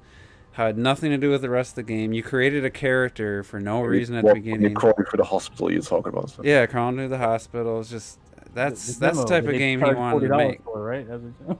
That wasn't even the demo. That was something completely different. Was that $40 demo? That was. Oh, it wasn't that. I was paying enough attention. Sorry. You had like one little area you could sneak around, but anyway, I just think Kojima's all his games have sucked, but. That's just me. They haven't all sucked. I can't go that deep. I can't go that 4 deep. and 5 Metal Gear Solid 5 was better. 4 was one of the worst purchases I've ever made. I finished it. I pushed push through because I wanted to justify my PS4 purchase. But Metal Gear Solid 3 I like is Snake the Eater. peak of the series. Metal Gear Yeah, 3 I like is Snake for Eater. I sure. thought it was cool. yeah, I didn't Snake play Eater is that one. fucking awesome. I love Twin Snakes. Yeah, I enjoyed the first Twin Metal Snake, Gear yeah, when it came out. I love both Zone of the Enders 1 and 2. 2 is a better one. But you know, this is that again. I like Zone and Enders. I like these games we're talking about here, but that doesn't make you a legend. Those No. games don't make you a legend in the industry not. like they talk about. I was watching the Gamecom stuff when Jeff Keighley was bigging him up, and it showed like a reel of Kojima stuff, showing when he didn't appear at the Game Awards because of Konami and all this stuff, and they're making this fucking story out of him, the man, the myth, the legend, the industry icon, and I'm just like, oh fucking hell, man! Did he get an episode of Icons? I don't know. I just knowing you Remember actually Icons don't in hate G4? someone. We're talking about this. I say no, you don't hate someone, and then you Yeah. start seeing all this stupid shit, and you start hating them. Then Right. See, like, that's the thing. You accuse me of being a Kojima hater. I'm like, I don't really hate Kojima. I hate the aura around him. I hate the fanatics and all this narrative that people are trying to make him. One of the big industry guys, and I just don't believe that at all. He's an artist. So He's trying to move the industry forwards. He's doing he's trying to put movies into games. You don't understand his mindset. You don't understand the details. They've been doing it on PC for way longer than Kojima. It's like, no, I understand. I understand the details. I tell you what, the details I liked is when you first saw Metal Gear Solid 2, right? And you were like, your shadow would appear on the floor. They noticed your shadow and your footsteps and stuff. You would sneeze and they do all this stuff. You could shoot the watermelons and gunfights and all that shit. That's the type of details I like in games, right? Yeah. But when you talk about stories here, right? When you talk about stories, right? People need to have a grasp of what's going on, and if you then have the outcome, right? The outcome needs to be worth it. Now, in Metal Gear Solid 2, the outcome was not fucking worth all of that fucking mystique. It really fucking wasn't. The end story of Metal Gear Solid 2 was fucking trash. The end story of Metal Gear Solid 4 was fucking trash. And the end story of Metal Gear Solid 5 was fucking trash. The only two Metal Gears that have been good at the first one in terms of stories are Metal Gear Solid 3, where they just had a simple bad guys, a bit of intrigue missing here and there, but nothing too over the fucking top where it just becomes stupid. And that's what he's become. He's just become fucking ridiculous. Yeah, I don't want to go extend this too long, but I will say, yeah, go on, end it. I took it. When Twin Snakes came out, after I just recently played the original finally on the Dreamcast using the Bleemcast disc. I had actually bought Metal Gear Solid for PlayStation 2. I don't know where the hell it went. I don't have it anymore. And I still have the Bleemcast disc. I played the original, with sharper visuals. It was actually pretty impressive tech. Of course, Juice would be a Bleemcast guy. Yeah. I didn't have a PS2, so I didn't have any other way to play it. Yeah, Rezo Ho. But yeah, since I had the Dreamcast, I saw the Bleemcast, and I said, you know what, I can pick this game up for $20, and I don't have to buy PlayStation 2. And it wasn't too long after the Twin Snakes comes out, and so I knew the core gameplay, and I had played the game all the way through, and I start playing Twin Snakes, and I'm like, who the fuck does this guy think he is with all the cutscenes, with all the flipping the guns and all this nonsense acrobatic, like, it was like John Woo. It's fine in like in a cheesy like Chinese martial arts film, low budget stuff, but every character is just all of a sudden just this like a superhero ninja, and with all this fancy shit going on and all this slow motion, like you said, John Woo wannabe stuff. John Woo Tarantino stuff. And I'm like, oh, don't put those two in the same. Like, no, I'm talking about action Tarantino. I don't mean like Artur Tarantino. Yeah. And I'm like, what the fuck game is this? Like, I didn't care for all that. I thought this cutscenes was I thought it was getting ridiculous, and I didn't think it added to the actual game. Personally, that was I still own Twin Snakes. I played through it one time, and that was it. Mm-hmm. And I just felt like this. I didn't know it was Kojima. I didn't even know the guy's name. I didn't know if it was the same person who made Twin Snakes. That I know that it was Silicon Knights or whatever had a hand in it. The hacks. But I was like, what is this nonsense going on in these cutscenes? I just thought it was so stupid. But anyway. Well, let me just say real quick. No, let's get out of here. I'm gonna say I could defend something, but I thought, nope, I'm done. Let's go. No, I was gonna say real quick that like I think it's so weird that in the game that he just what human being is constantly like falling from walking down this hill. Like he's like you have to gain grip. He's like you have to press the triggers to gain grip. And if it's supposed to be realistic, like who the fuck keeps falling while they're running down their hill? Like Jesus Christ, bro. Isn't that fun? You're talking about Death Stranding because I didn't watch the footage. Yeah. No, literally, dude. Terrible. Literally, the footage is him walking up a hill, putting away something, and then walking down it. But he keeps constantly falling while walking. You know the part that made me laugh after that? That's it. That's how it ends. And then it says Death Stranding, and the crowd go, "What?" Yeah. It's like you're in another world watching Yeah, that shit. Right? it's You're like, hilarious what the hell? because they make it like they have all this thing like him like tripping over clumsy Nori Reedus, and then all of a sudden it says Death Stranding. Yeah, You know, it's the most reminds me of- anti-climate reminds ending me to of- any trailer ever. It reminds me of those people when No Man's Sky was around, like, you know, was the new thing. It reminds me of how people reacted to that and how pissed they would get when you challenged, well, what's the game about? Shut the fuck up, fuck you. You know, like it's very similar. So did Jeff Keighley, I got it muted, so I wonder, he must have praised the shit out of this game before Kojima came up on stage too. No, he doesn't. He just says, "You all know what I'm talking about," and then he just goes to the fucking trailer. Nepotism, man. That's the sad thing is I like this, if you're watching the stream, I like the actress that in real life, she hasn't done too many great movies, but it's like he gets like these people to do Hollywood these movies. talent. Yeah. I like Norman Reedus as a person. Yeah. I'm not a fan of Walking Dead anymore, but he seems like a cool dude. And I don't mind him as the main character or anything, but I just don't know. It's just what Walking Dead. How about Boondock Saints, motherfucker? All these, you know, Johnny Come Lately greatest movies fans. ever. But I mean, it's hard to say like if these games this kind of feels like this feels like Red Dead Redemption. That looks so exciting. Where you're doing Who's just gonna this. sit there in the game like this? Yeah. Who's gonna do it? Who's gonna fucking sit Well, you on the remember floor the like this guy? and cuddle a fucking baby? No one's gonna Calm down. Let me talk. I'm gonna mute your ass. I'm sorry. You remember the guy in for the preview for Red Dead who's like, yeah, get up, make my coffee. Oh yeah. You remember that bullshit? It's Yeah. those fake ass like That's some bullshit. that might be cool like to do like once or twice, like just like I played open world games and stuff where I've done something like that, but you do it a couple times and you don't do it anymore. Don't act like you do it every fucking time. You might say, you know what, I'm not going to fast travel. I'm just going to explore. As soon as you have some place you want to be, you're fast traveling. Like it's just how these games work. Even in Breath of the Wild, I once got 100 hours in, I was still seeing things that wowed me, but I'm fast traveling everywhere at this point. It's like you're not doing that mundane stuff anymore. You're not. It's one of those. It's like a gimmick thing that's maybe cool once or twice, if that.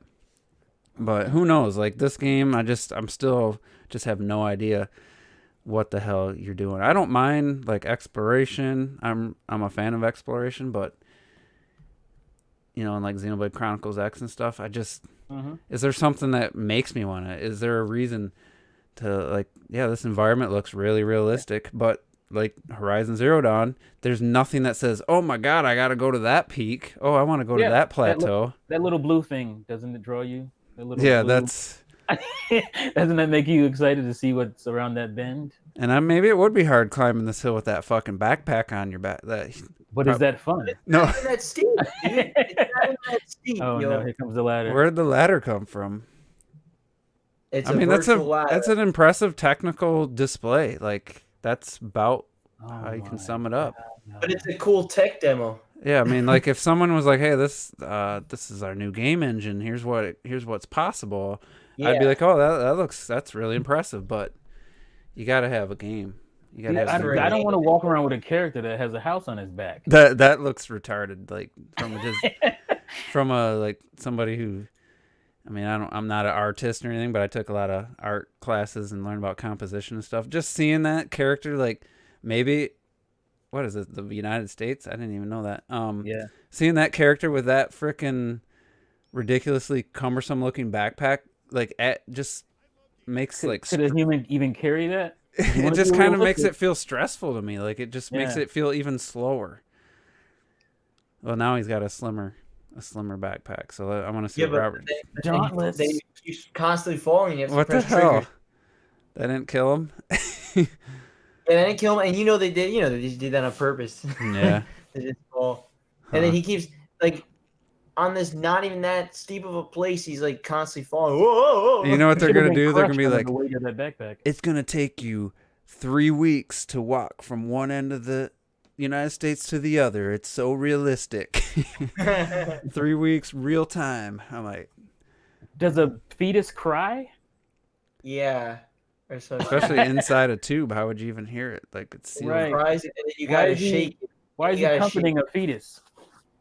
I mean, there's some gameplay right there for you. Got to keep your balance. Oh my god! Oh my god! That was the. Why can't he just pull a sled out of the air and slide down like a ladder? Why that would be more entertaining. You pull Kojima's head out of his ass. I mean, not to try to justify it, but just to play devil's advocate, there are some games where watching someone play 5 minutes of it is like watching someone play Stardew Valley for 5 minutes. Like, I'm like, what the fuck is this? This looks so boring. And you're right. But the thing is, the people that are defending this game would never touch fucking Stardew Valley. And, they want Metal Gear. Mm-hmm. And this is not going to be that, my friends. What the fuck was a random jab at Stardew Valley? I'm just saying, like, I watched somebody play Stardew Valley, and I'm like, what the fuck are they doing? That looks so boring. But then people play this game for hundreds and thousands of hours. I have like at least 200 hours. So that's what I'm saying. It's hard to judge certain games. You can't. It's fun to watch people play Animal Crossing either. Yeah, watch somebody play. So yeah, I mean, look, don't get me wrong. Maybe this game it'll come out and people are like, dude, it's fun as fuck to travel. Like, all right, maybe it's cool. Yeah, but I still think it's going to be more like Red Dead, where it's like it's too much focused on realistic stuff, and it's like it just really bogs down the experience. People that want it and are diehard Red Dead 1 fans and this, like, they couldn't really justify Red Dead Redemption 2's gameplay beyond the initial excitement. You know what I think technically Death Stranding, the audience for that is people like Robert, who like race to the finish instantly without doing anything else. I think if you have that mindset, you can play this game. But I'm thinking of myself when you were talking, for example, of the fast traveling shit and what you did in Breath of the Wild. When I played, for example, games like Skyrim, I put like hundreds of hours in that game. I travel all over the place. I never touched the main story. Then I'm like, okay, now I'm going to start the main story. And then I do what you said. I fast travel, nothing but that. In Breath of the Wild, however, even after like 200 hours, I think I maybe fast traveled like 10 times at most in shit. Even there, I never really fast traveled and shit. But if I would play a game like Death Stranding, I'd be like so fucking bored. I'm like, okay, enough of this. Just get me to the end of the story already. Well, the problem, the cutscenes are probably 40 minutes long too. So that's gonna, even if you wanted to rush through it, it's gonna be tough, I think. But who knows? Like I said, I mean, I didn't think God of War remake looked that compelling until I played it, and I enjoyed it quite a bit. So, I mean, that had a lot of nice gameplay. Yeah, that does have the combat system actually pretty deep at the end. Pretty enjoyable, but the exploration stuff wasn't the most interesting, but it wasn't a whole lot of the game. So sometimes, even games you don't think you're like, even aspects of the game, like exploring in God of War actually got a lot more addictive than I thought, just because of some of the you go to the 7 gods, whatever their little platforms. If you could get up there and you fight something, you actually get a nice bonus, for your time. You get a nice high level piece of gear or something, or like there's a separate little pieces of a key to get to a couple of different realms that are just completely optional. So, but I'll probably never play Death Stranding ever, but it'll be interesting to see how many people pretend that it's awesome versus, when the reality hits like a month later. It's definitely going to be a Game of the Year contender on the Game Awards because Jeff Keighley. So there won't be any shock there. But anyway, let's talk about the Witcher 3 Wild Hunt for a little bit. I've had it paused on this bear for about 10 minutes now. And so something that came up while we were chatting just amongst ourselves is, for me, like the fact that this game's running on Switch, I guess, is that impact of that has kind of worn off over the last 2 years. And I know it is. Technically, looking at the Switch, it's impressive that a game that size that had problems even on PS4 running at times is on there. But for me, I kind of feel like I'm on my own with this one. But I just think it's a pretty ugly looking game on Switch. I didn't really pay too much attention to the other versions. I don't know. I watched like 10 minutes of gameplay probably total on The Witcher 3 ever. So I just think it looks really pretty ugly, like blurry and just not very attractive. But again, I can still acknowledge that it is technically impressive that they got the game running at all. But so that's kind of my take, and I feel like you guys were quite a bit on the other side. I just don't see this as a very good looking game on Switch. Like, it just looks pretty bad to me. So, anybody got a counter? I think it looks pretty good. I think, honestly, again, as someone who's played it on Xbox One for a good amount of time, I think I probably put like 30 hours in. Never fully beat it. One day I will. Basically, yeah, obviously it's not as visually as impressive, but I just never. I look at that and I'm like, it looks pretty solid. I don't know. I think it's like. And I'm comparing it to other Switch games. I'm not really even comparing it to like the Xbox One or PC. Yeah. You're just comparing it to genuine for other Switch games. I think it's. Well, I think it's one of the least attractive looking games I've seen on Switch, other than Ark. Or is it Ark? Yeah, Ark. Ark's obviously the worst looking. I feel it's like half and half, because if you compare it to games on the Switch, you have games that look better, but you have games that look worse. You said, for example, that it looked kind of like Assassin's Creed 3, like what we saw, and I definitely disagree there. The closer up you get to the characters, the better it looks, I feel. I agree sometimes, especially in the wide shots here and there, I feel maybe it looks blurry, but then the next shot it looks really good. I feel I have to wait to have my hands on it, but when you see comparisons to the, I think it's all to the PS4 version and shit, it's not that much worse as I feel you think it is. But yeah, when I think of games like I said in the chat, Skyrim remastered on the Switch looks absolutely gorgeous. It looks really fucking good, and I definitely feel from what I've seen so far that it looks less good than that. But I feel maybe that's even just me thinking that. Like, I honestly think it looks pretty good. Because I'm usually the one who says sometimes, like, yeah, this game is never gonna run on the Switch. I've said it with like, the fucking story with the chick with the camera. I forgot the fucking name of it. That they're gonna make a sequel from. With the you're talking about the Beyond Good and Evil. Thank you.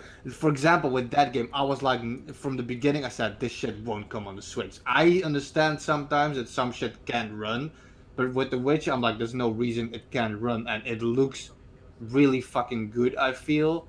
I don't feel they had to, like, strip it to the minimum to make it work. I feel it looks good, and like I said, especially when you see the character up close at like close environments and shit, it looks really good. And when you see certain shots, when, for example, the last shot when he's on the horse with the mountains in the background, I think it looks really good. Like, yeah, it's not like fucking 4K shit, but I think it's closer to the PS4 version, for example, than you think.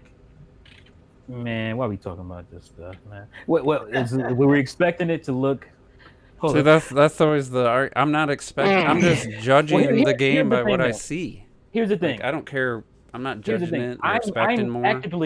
I'm actively still playing the game. And when I first saw the first trailer or whatever, I hadn't played the game in over a year probably. And I thought, oh yeah, that doesn't look as good. But I booted the game back up, started playing it again. I'm like, it doesn't look that much worse. Yeah, that's the other thing. I don't even know what would you call this art direction, because there's times where it almost looks cel shaded, and other times where it looks like more realistic. So I don't know what it looked. Yeah. Like I said, I've only watched about 10 minutes ever of this game on the other platforms over when that came out. I think we remember that's the thing with the human brain, is that we remember stuff looking better than it does. Like I remember people saying when the Wind Waker HD came out, it's like, oh, it looks the same. It's just stretched or whatever. It's like, no, go back and play the GameCube version. It doesn't look that good, but your brain remembers it looking that good. Mm-hmm. And that's what it was with Witcher. It's like Witcher looked, well, especially when I first played it in 2015. Was that when it came out? 2015. It looked, oh my god, this is like some of the the highest end like photorealistic graphics. Looked like a true like next gen type game. I remember. Right, and then a few years go by, but your mind remembers how you felt the first time you saw it.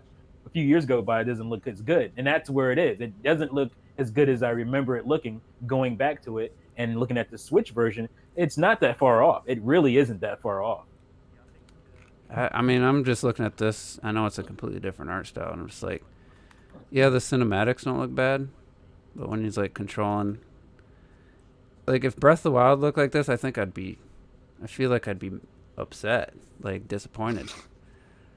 Well, like it just looks to me, it's a different art style. But I'm just saying, this is like, yeah, it's playable. That's not Switch's problem. That's just the game itself. Yeah, that's what I feel like you're doing. I feel like you're demeriting it for what the game actually looks like, and not because it looks worse on Switch. I just think you don't like how it looks. If I jump in here, well, if this game didn't exist on any other platform, and this was like, Switch exclusive, and I seen this, I'd be like, this is a pretty ugly looking game. That's how I feel about it. It has really nothing to do with the other versions. So it's about the game itself. It's not about The Witcher 3 itself, the world itself, the Northern Realms. The Witcher 3 is a miserable world. It's a miserable world. There's nothing to be happy about in this world. It's not meant to look pretty. It's a miserable, disease-ridden, monster-ridden. Like Game of Thrones, the game. Horrific world. It's like Game of Thrones, but even fucking worse. Even worse, yeah. It's a miserable game. You're not meant to gabble around on your horse and enjoy the sunset. Even a sunset is miserable. Right? It's like Game of Thrones if the White Walkers were like every 5 minutes and you ran into a White Walker group. That's how this game is. It is brutal. There's nothing here to be happy about to enjoy. I mean, technically, it's an impressive world. There's a lot going on. There's a lot going on in the world. There's a lot of detail. What they've also updated recently, and they've added to the Switch version as well, is that when the wind blows now, all the foliage moves in that direction. So that's a good inclusion. That's something that wasn't there when I played it. Something I actually complained about. I said that this world is so fake. This is why you don't even bother comparing it to Breath of the Wild, because it's a fake world. But at least they've added some stuff like that. But the Witcher is a miserable game. So I think that's what you're picking up on the most, is that it's a dreary game that has a realistic art style. And then when you have a realistic art style and you've got a dreary, brown, depressing looking world, it's not going to help at all. Which is why I always said that if you're going to play The Witcher, don't go for the gameplay either, because the gameplay is that great. The gameplay is not good sales pitch. But where we're talking characters now, and you trod Solid Snake and Stranded and stuff. The Witcher has the characters and the mythology of the world. Fucking hell, it's all based off Germanic.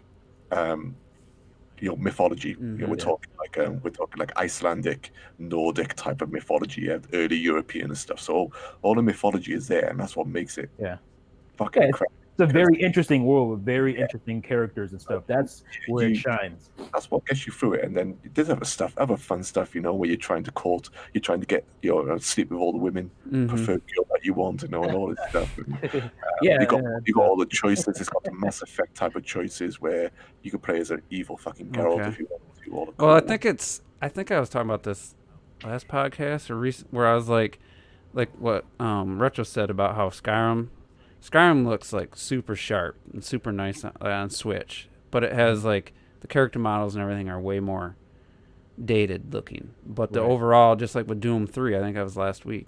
Doom 3 on the Switch looks really clean, really nice until you see like the character models up close and animations of their face. But that was like, what would I rather have? Would I rather have like maybe a dated, like as far as polygon counts and character models, but look really clean and really nice, or like a more modern game looking like super blurry or gritty and maybe having to strip back stuff. It's kind of a, you want a sharper version of I've always, the one thing I loved about the Dreamcast was how sharp the games were in that generation, and it's like they could have pushed more polygons and stuff, but then they would have had to sacrifice that. So it's almost for me, I almost just prefer sharper, even if the character models and stuff weren't as impressive or looked a little funky at times. Maybe that's just always kind of been a preference of mine anyway.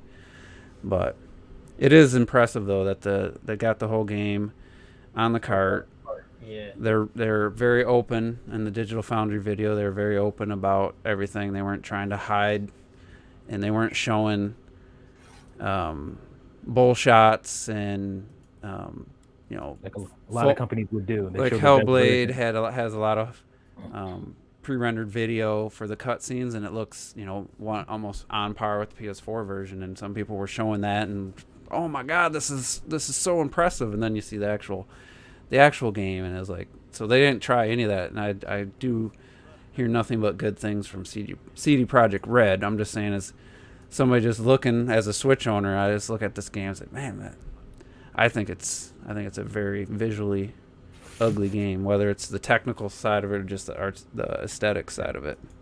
I'm cool with that. I just feel like, again, I think you're judging the game for being, its art style and not so much what the Switch version does to it. I think you just don't like the way. Yeah, I'm not, like I said, I'm not even thinking about comparing it to other systems. I'm just thinking about all the other Switch games I played, and this just doesn't, to me, it doesn't really stack up in any form. Like, no part of this is, to me, looks as good as most of the main Switch games that I have. But again, I have Doom on Switch. I put 50 plus hours in it, and I think it literally is the worst looking game I own from this generation, or from PS4, Xbox One, Switch. It's definitely the worst very looking. blurry.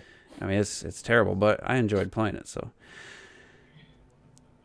but also, what about the point where, for me, it's already faded. Like, wow, I can't believe this game's running on Switch. Like, that doesn't really have a impact on me anymore. Ever since Doom and Wolfenstein, I think it's kind of really, it's like the law of diminishing returns. Every time it happens for me, it's less and less of an impact.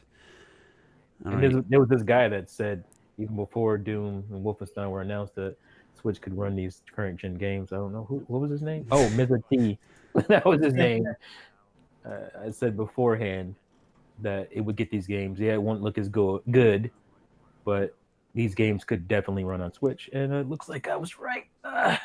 But I also don't want to hear people like cry later. Oh, look, it's another like old full price port and shit. Because even on Steam now, including all the DLC, I think the Game of the Year edition is still at like $60. Yeah. And the base version itself with the DLC, you're running at I think also like $50 and shit. So it is still at the same price now and shit. Oh, and by the way, it doesn't take up any space on my hard drive, so eat my like no space. Let's see, $40 on PS4 for the complete edition. So it's not like it's 20 or 15. Yeah, but again, there is that Switch tax. But we're talking $20 this time. That's not that bad. Again, for what you're going to be able to have and be able to do. You can't take that PS4 version anywhere. You can't, and it's taking up your hard drive space. Yeah, that's. I mean, to me, that if that was probably the smartest decision they made for this game. Without it, I don't think. I don't know. It's hard to say, but I feel like I wouldn't care. I think there'd be half as many people excited if it was just like, oh, you got to download 20 gigs. There's 8 on the cart or 10 on the cart. Yeah. You got to download 12. I don't think people would be like as excited. I think that was a very smart move. I mean, like I said, I have no issues. I like everything they've done. It's just, to me, I just think it's a very visually unattractive looking game and maybe that's why I never bought. I mean, I guess when I first saw it, maybe the first reveal at whatever E3, I was kind of impressed, but it just never looked like anything I really needed to have. So I did try The Witcher 2.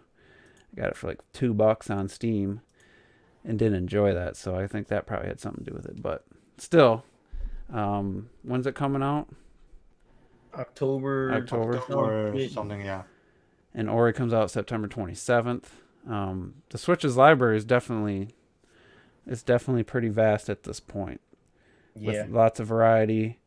Like I said before, I'm a bit of an old romantic when it comes to consoles, pushing what they can push. I remember. I mean, I think my greatest memories was the N64 whenever the N64 was doing something that you didn't think it would do. You'd be blown away for it. Resident Evil 2?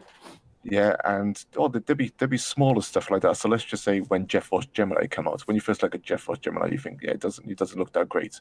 And then you'd see stuff like real-time reflections with all the ants in real time, their bullets flying across the screen, reflecting on the ground real time and stuff, and kicking over the water bucket, and it's showing like the reflections in the water puddle and stuff like that. All that stuff just blew me away because you just didn't see it on the console. And you saw it in other stuff like yeah. But that adds to me being a sometimes a foolish romantic in the sense that the machine is blowing up. There's smoke coming out of the machine, but they're trying it and it's working to the point where you can play it. And I'm impressed that they've managed to do it and get it functioning. And I'm kidding. I don't care about that. Yeah. I feel like they're doing that with the Witcher. I don't feel like that's really it's been done with maybe one or two other games. But like I said, I don't feel like it's been done on a PlayStation 4. I can't think of one game that's pushed that system to the max.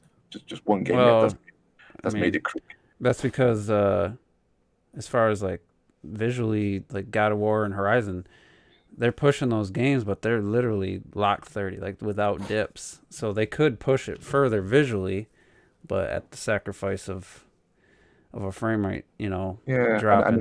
Because I feel like Horizon pushes the PS4 Slim. Like when I got that, I was like, man, I'm glad I didn't buy the Pro. Like this game looks so damn impressive, and now seeing the full HDR experience, I only played it for 5-10 minutes since I got my new TV. And to have all that impressive, like the world, but also have all the particle effects, like I think that's probably the most impressive thing about Horizon is the little just thousands of particle effects and stuff when you're using that technology and stuff. So there has been a few games that I feel like are really, really impressive on the PS4, but I don't know that they could push it further, but then they wouldn't. Would you rather have pushed further and have slow down and stuff? I don't know. I'd rather have it pushed further and see new things. That's my argument. I'd rather have it pushed further and see new things done. So like we talk about God of War, if it meant that game dropping in frame rates to 20 frames per second, 25 frames per second to 30, but you were fighting in real time on top of that dragon and slicing its wings off to make it crash to the ground, I would take it. You feel like they can do that, but they don't. Instead, they just make it a cutscene. That's true. That was a pretty disappointing. Yeah, to keep it running at 30 frames per second and to try to make it feel epic. But Spoiler alert. But what would have been more epic with you actually doing that and seeing it happen before your eyes? That's the impressive stuff. So yeah, sometimes like I said, I'm more happy than a console to creak and to break, as long as something good is coming out of it and you get something good with The Witcher 3 on the Switch. Yeah, it's creaking, it's breaking, but it's running, it's functional, and it's impressive for that hardware. For that hardware, I always judge a hardware by itself. For that hardware. Bitch to the limits. Yeah. Let's see what it can do. To the limits. I was thinking the same thing. The funny thing is Scarface. Like, not that we talked about this a little bit a couple weeks ago. Digital Foundry was doing the whole overclocking, actually, I don't know if we talked about it. I sent you the link, and like they actually tested games, and yeah, I did talk about this last week. Not a ton of them like had much of a benefit, other than games that had like Doom 3 ran flawless because of the what was it, the calculated like shadows from from the flashlight, like it takes actual CPU calculations, and it just was overtaxing what Nintendo has the thing running at. And it's like it's being maxed out, but then Nintendo like literally has the clock at like 45% what it actually can do. Mm-hmm. So it's like, the fact that developers had that limitation to work with too, and then that's really for open world games. It's the memory bandwidth, I guess. It's like how it's you get your assets streamed in for the world when you move the camera and stuff.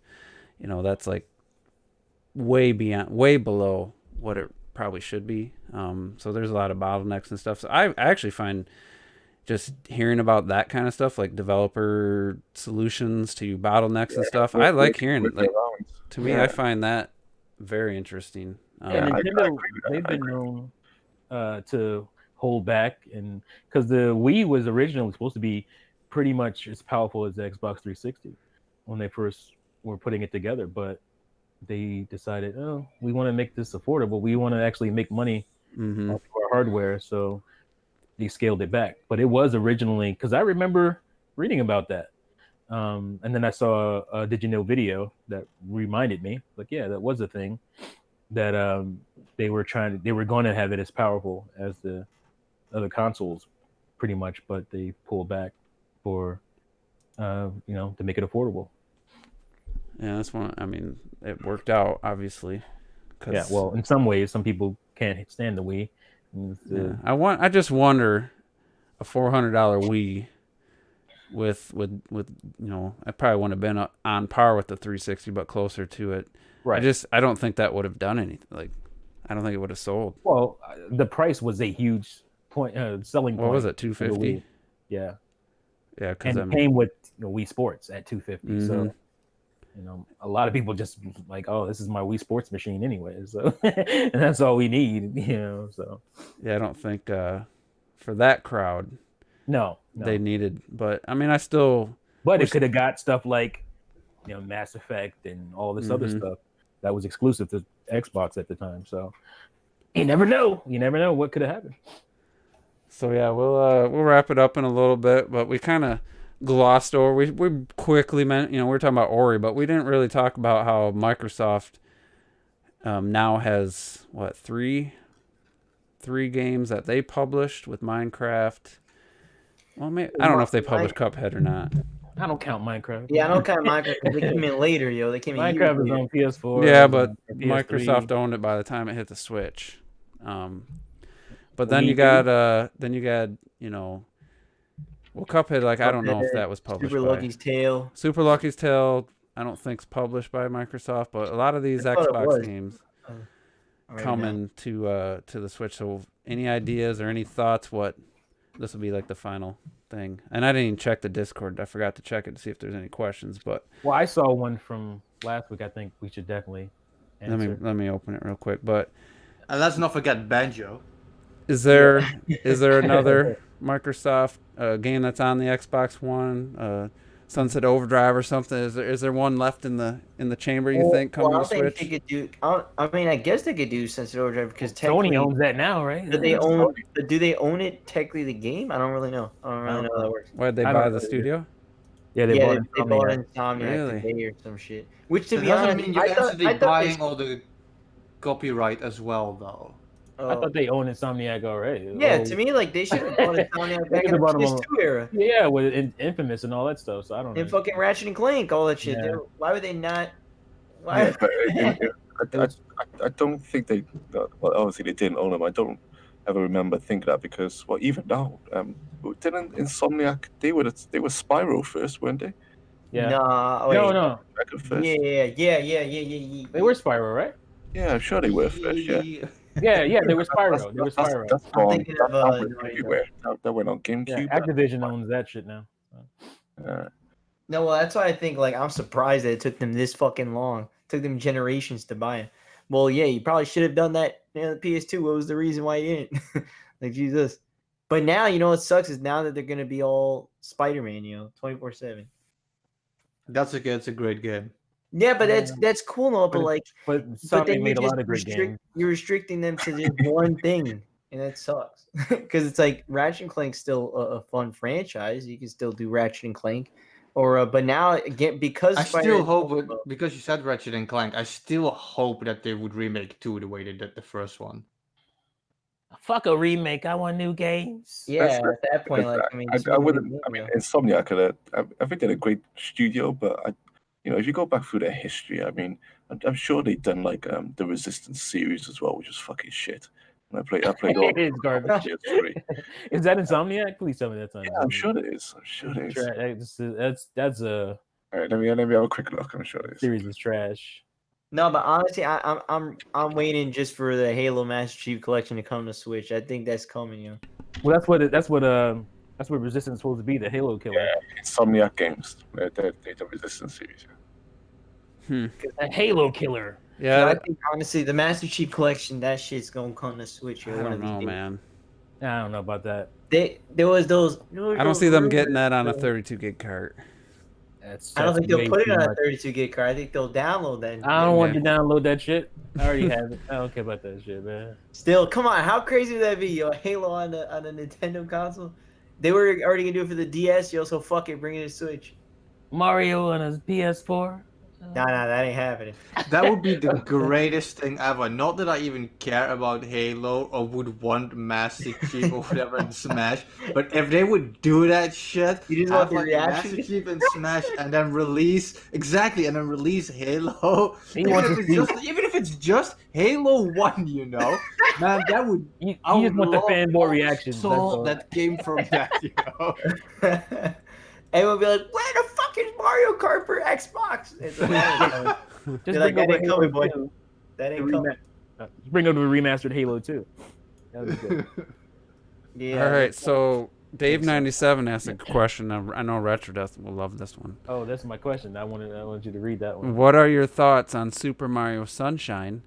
Does it deserve a remake? Okay, so I think I'm the only one who was thinking that. I made a top 5 Mario games video like a year or 2 ago, I think, and Super Mario Sunshine is in my top 5 favorite Marios ever. I love that game. I don't care what anybody says. I love the gameplay. I love how acrobatic Mario is. How like it was all islandy and cleaning up the shit and jumping around and flying and the level design. I fucking love that game. I'm one of those people that has been hoping for like a remake, because even now when you play Super Mario Sunshine, I feel like, man, this looks okay. Like it looks still pretty good. It holds up, but goddamn, imagine Super Mario Sunshine looking like Mario Odyssey looked. I would fucking die. When the last time you played it again? A year ago, maybe, I think. I rate the game. Fuck that game, man. I want that. I'm gonna rate that game a 7 out of 10. It's a 7. It's a solid 7. 7 out of 10 as a game, as a Mario game. It's like a 5.5 out of 10 as a 3D Mario game. I'll give it a little bit more than that. Maybe a 6. I didn't mind the base mechanics. I absolutely hated the fact that you take away the jetpack that you're so used to using, and then they make, I don't know what it was.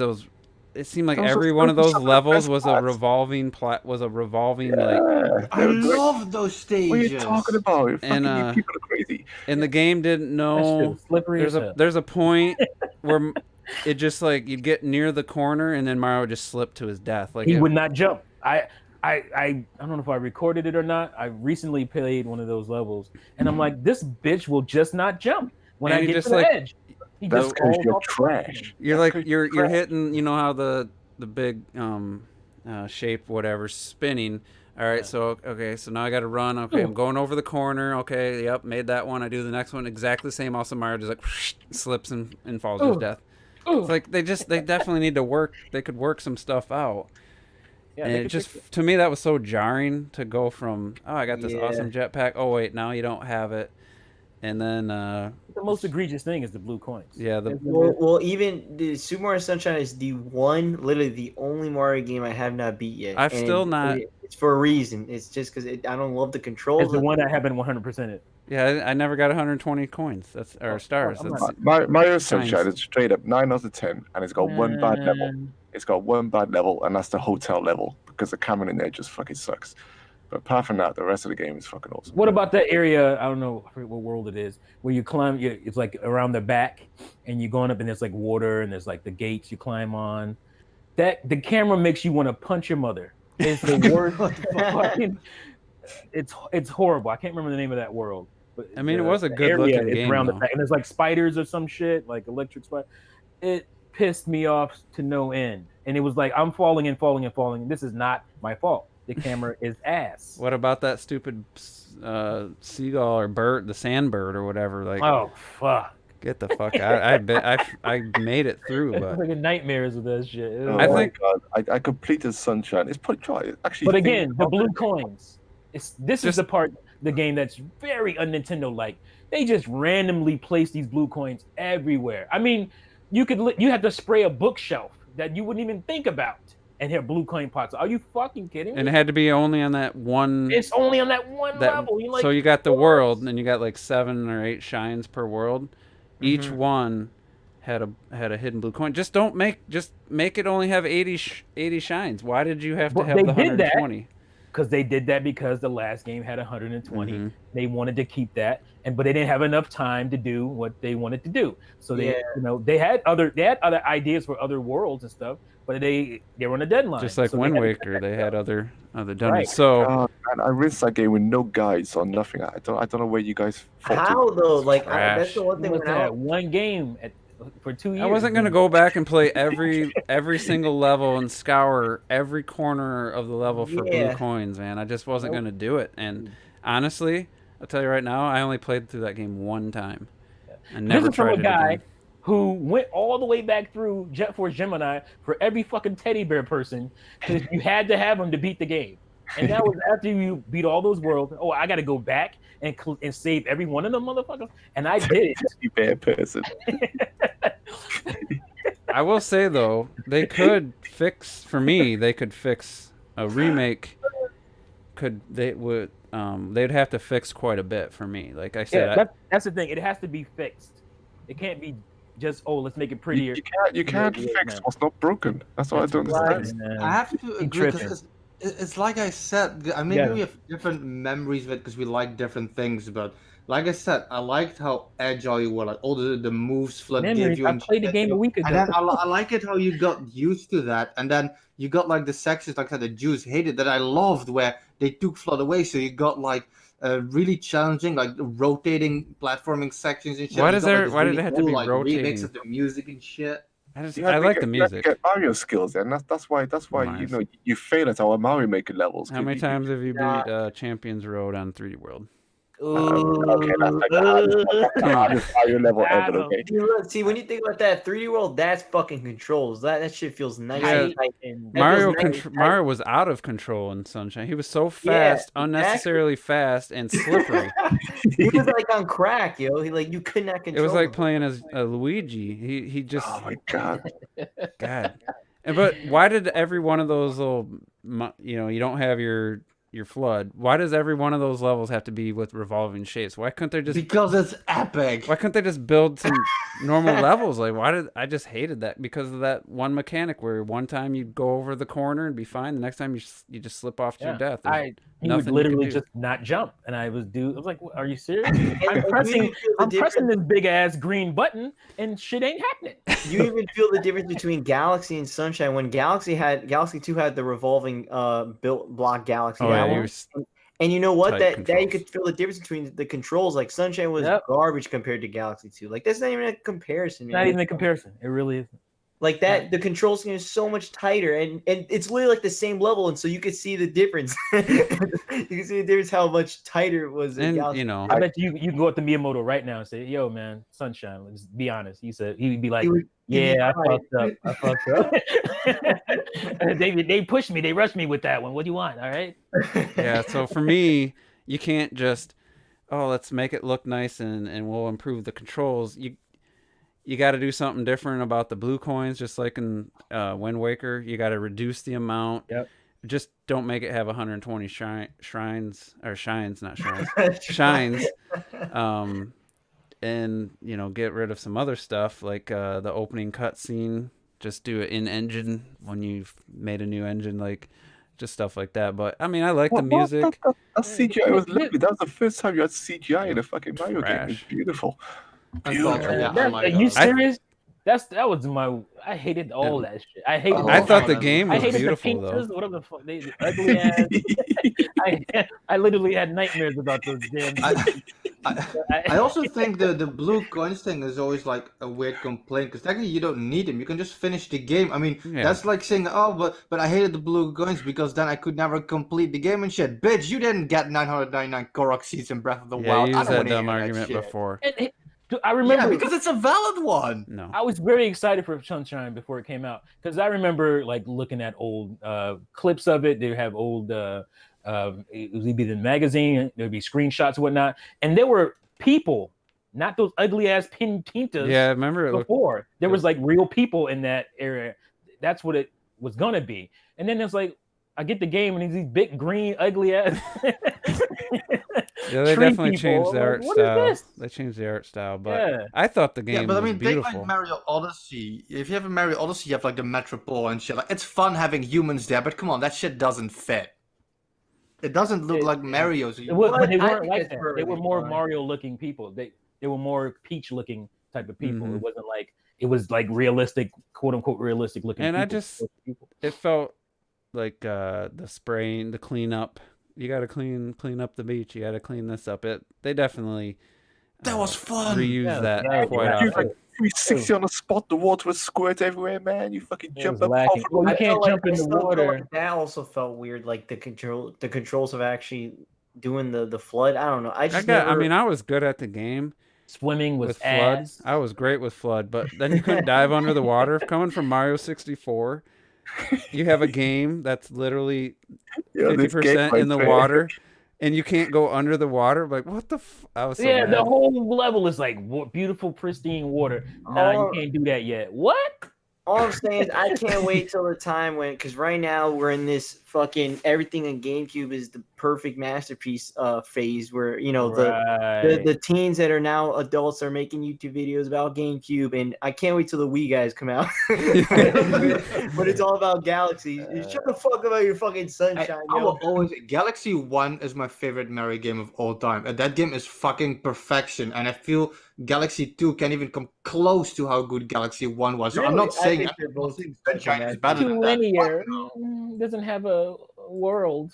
Run around and the story and everything, the atmosphere, everything was gone in that. I feel in 2. I think both of them are fucking level Mario stories are so amazing, aren't they? Those Mario stories. Yeah, Galaxy 1 had an amazing, depressing, dark story. I don't like that you had to shit. go to the fucking library and read. Get out of here with that, man.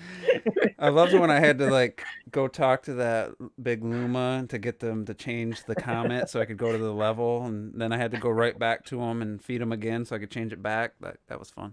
Still a great game. Still it's great how we so viciously. So now we're shitting on Galaxy. I'm just saying that part of it. I can't shit anything in Galaxy. I love everything. I hated that part for the story. That's all I'm saying. I love everything about it. Was now I know why you guys would Halo on the Switch. I was so happy when Galaxy 2 came out, and they're just like, yeah, we'll just have the purple comment stages just be there. Like you don't gotta sit there and constantly feed this guy star bits to change it back and forth. Man. It was an improvement. They improved. Yeah, it was improved in and it had the same quality level design and amazing controls and visuals. So and even cooler, like transformations and all kinds of Yeah. stuff. And And I Yoshi. personally love the whole green star shit. I know not everyone loved that, and also the whole, and even come on with Super Mario Galaxy. I know some people say you're just replaying it, but like Super Luigi Galaxy, when you Super Luigi Galaxy, holy shit! I No still fucking haven't way. beat the final purple coin stage with Luigi on Galaxy. I still only have 249 or wait, 239 The coins. challenge is no joke. Stars. Which one though? The very last one. Like you're like all these. You're running like around circles to get these coins, and you're a moving platform. Kind of through all this. There's all this electricity. There's all this Toy Time or something. are Are you talking about Galaxy 2? No, Galaxy 1. I don't know. I'm trying to remember. And you got to like revolve around this moving small planetoid, and there's all this like electricity, and you get like you miss one purple coin at any point, and you're fucked. You just got to start over. And I had trouble like getting a lot of lives in that game. That game's definitely hard. Yeah. Go watch the beta. Now, dude. Now I get that shit so easy. Like I 100% that game in 2 seconds. I get to a point where I'm like just upside down to a point where I'm like, if I stop and then I always press the wrong direction to move Mario. If I keep moving, it's fine. But as soon as I stop, my brain just never could adjust to now left is right, type of thing. Yeah. Go watch the Beta 64 video on Mario Galaxy. It is phenomenal. It's like 45 minutes long. Yeah, I saw that. It's great. I mean, I go back and forth. I always thought Galaxy 2 was my favorite, but 3D World to me I just say fuck it, it's a tie for me. 3D World is so good. I played through that two and a half times. Yeah, 3D World is great. 3D World is fucking phenomenal.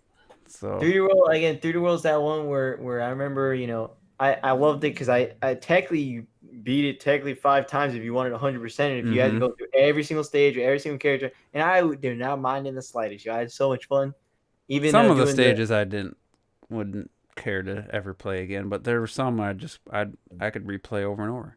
Yeah. The game is great. Wish they port it to Switch. Port it to Switch, damn it. No, leave it on the Wii U. Leave it. It's the only game left. Legacy, please. Have the last exclusive for Wii U, yo. It's got to be one last And exclusive. it's like, T made a video about how some people are saying they can't go back to 3DS. Like, what's the reason to go back to Mario Maker 1 now that Mario Maker 2 exists? Play my old levels, yo. To play my old levels. I like but I'm just saying in general, like, it kind of makes it irrelevant. So to me, kind of lessens the impact of that game still being exclusive because the sequel's basically everything and more. Sure. So. Some people still go back here and there because of the 100-man run. Because for streaming purposes, that was always a lot of fun. But apart from that, there is no reason to get back. Yeah. All right. Well, I think we're about wrapped up here. I think we clocked it. Yeah, it's clock out. So if anybody's got any final thoughts or anything they want to say, I'll give you guys a chance. I mean, we don't have to go through everybody if you got nothing to say, but if you do, now's the time. Yeah, I got some final thoughts. I don't. I was going to wind everyone up by saying that Yoshi is better in Sunshine than he is in Galaxy 2. And I just wanted to see what people's reaction to that would be. You can use them in the overworld, right? Yeah, you could. Yeah, that's probably. I probably agree with that. But disagree. No, I love the fact that we actually really disagree on a single Mario title because we pretty much agree on so many other games. Yeah, so it's nice to have completely disagree on one of them, and we could probably do a whole podcast on this. We totally could. I think we should all go back and play it. We arm ourselves. And I can't. I don't have a way to plug my GameCube in. I sold my cables. What about your Wii? What about your original Wii, man? I don't have my Wii. I traded or sold that for like $100 and got my Wii U. Oh man! Oh, you fool! I don't know why Nintendo didn't just allow Wii U to play GameCube games. It can. I don't even know, honestly, if my new TV even has component video. Like, I don't even know at this point. I'd probably have to buy some kind of HDMI converter thing. Yeah. Yeah, that's gonna be a problem. It's like the Wii. The Wii could play DVDs. It has the capability, but they just won't unlock it. Yeah, maybe I'll just look at emulating Sunshine. So yeah, you could do that, but it won't be the same because you need that same feel with the controller and. Yeah, you need that. Yeah, you and need you that got the analog triggers as well, so you could Well, I could squirt, hook my flick just a GameCube. tiny bit, you Squirt know. that juice. I'm sure I Yeah, can use that GameCube adapter USBs on my PC and. Oh yeah, you could do that. True. But anyway, keep going with your final thoughts. No, that was it. I'm pretty much done. I overall, I actually thought there were some good indie games to look forward to. You know, there's some good stuff. I'm hoping that they're decent priced. You know, because a lot of these games can come out and then, you know, you don't buy them straight away because they're like 25 quid or something. It's like I'm like a massive fan of like SteamWorld, and you know I love SteamWorld 1, I love SteamWorld 2, I love SteamWorld Heist, and then you know the new game comes, SteamWorld Quest comes out, and it's, you know, it's 25 quid or whatever, and you know it's just too much. So you know They were so happy about that game. Hearing them talk about it, I'm like, God, that's just and they're such a great developer. I'm just like, it feels bad when I say I don't think your game is worth £25, No. but that's just because it's my download limit, you know. And if it was like 18 quid, then I probably would have snapped it up, you know. I knew it would be worth it, but you know, it's amazing what a few quid can do, like you know, to get you to buy a downloadable. It's weird. It is weird. Well, Heist didn't really suck me in. I got about a couple hours in tops. Yeah, I completed that. I enjoyed that on 3DS. Really nice 3D on that as well. That's on the 3DS? Yeah, that's when it first come on, yeah. Oh, that's right, yeah. SeaWorld Heist. We're not talking about Quest, the new one. Yeah, Heist. Are you talking about Heist? Yeah. I got Heist on the Switch, and it looks cool and stuff. That turn-based stuff just really, it's hard for me to like even do back-to-back levels. Like I do one, I'm like, I'm out. I'm done. So yeah. Anyway, yeah, so next week we'll be able to ask Terrell how Sword and Shield was, because you know, I'm sure we're all anxious to hear. Be curious how they even demo a Pokemon game. I don't even know what they would do for that, but there was a demo on the 3DS for Battle Sun Base and Moon, I think. I do want to say something real quick. We'll have probably a little discussion about this. I actually seen somebody defending the fact that the character models in Sword and Shield are 1-to-1 identical as far as the polygons, all that, with the what was the first Pokemon Go, I think? No, the first. No, you're talking about it wasn't Sun and Moon, it was the one before. X and Y. Maybe it was X and Y. It was either X and Y or Sun and Moon. Somewhere Terrell's dying. Some person actually said that they future-proofed the character models when making them for X and Y. They made them so they were future-proof so that they could use them for multiple games. And I'm thinking, what? 3DS, early 3DS, 3D models. That was future. About Pokemon X and Y. Is that what you're talking about? Whatever the one that had the 3D models. But you should have came back at that person and said, well, why can't we have all the Pokemon back from the Pokedex? Yeah. Oh, still, because they already have it. They already have all the models, right? Oh, okay. Shut the fuck. But I'm like, so that'd be like if Nintendo were talking about Sunshine. What if Nintendo just reused Mario 64's character model and put him in Sunshine and was like, oh, we already made his character model. Why make it better? Yeah. Like that was to that person, that was a like solid defense. Well, that's not even that's tame from what I've seen in those threads, especially on Twitter. My goodness, these dudes are drinking the Kool-Aid. They're in a cult. What the way they talk about Pokemon and defend it is insane. I mean, just look what Fire Emblem. Let's look at the difference between the 3DS games, and it's like they use a little stubby looking chibi characters on screen, and it's like now you got these amazing anime, like. I got told by somebody I sound like Blackbot when I talk about this stuff. I'm like, wow, that's how crazy it is right now.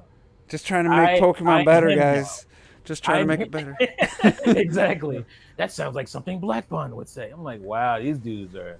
Wow. So anyway, I thought that was funny. It's like the difference between the 3DS and Switch. Like, you shouldn't have anything the same as far as character models. environmental model, like trees and nothing should carry over from the 3DS to the Switch, unless you're doing a port of like Monster Hunter, like what they did. They just made a cleaner looking, like a 3DS game, but in higher res, you know. So I don't know. That's my thing. I never played Pokemon, so I know I can't really speak on it, but we'll definitely give Terrell a hard time about flying to DC to play a demo of Sword and Shield. He's not telling us. He's trying to hide that shit from us. Yeah, he didn't say a word. So anyway, thanks everybody for tuning in, and we'll see you next week.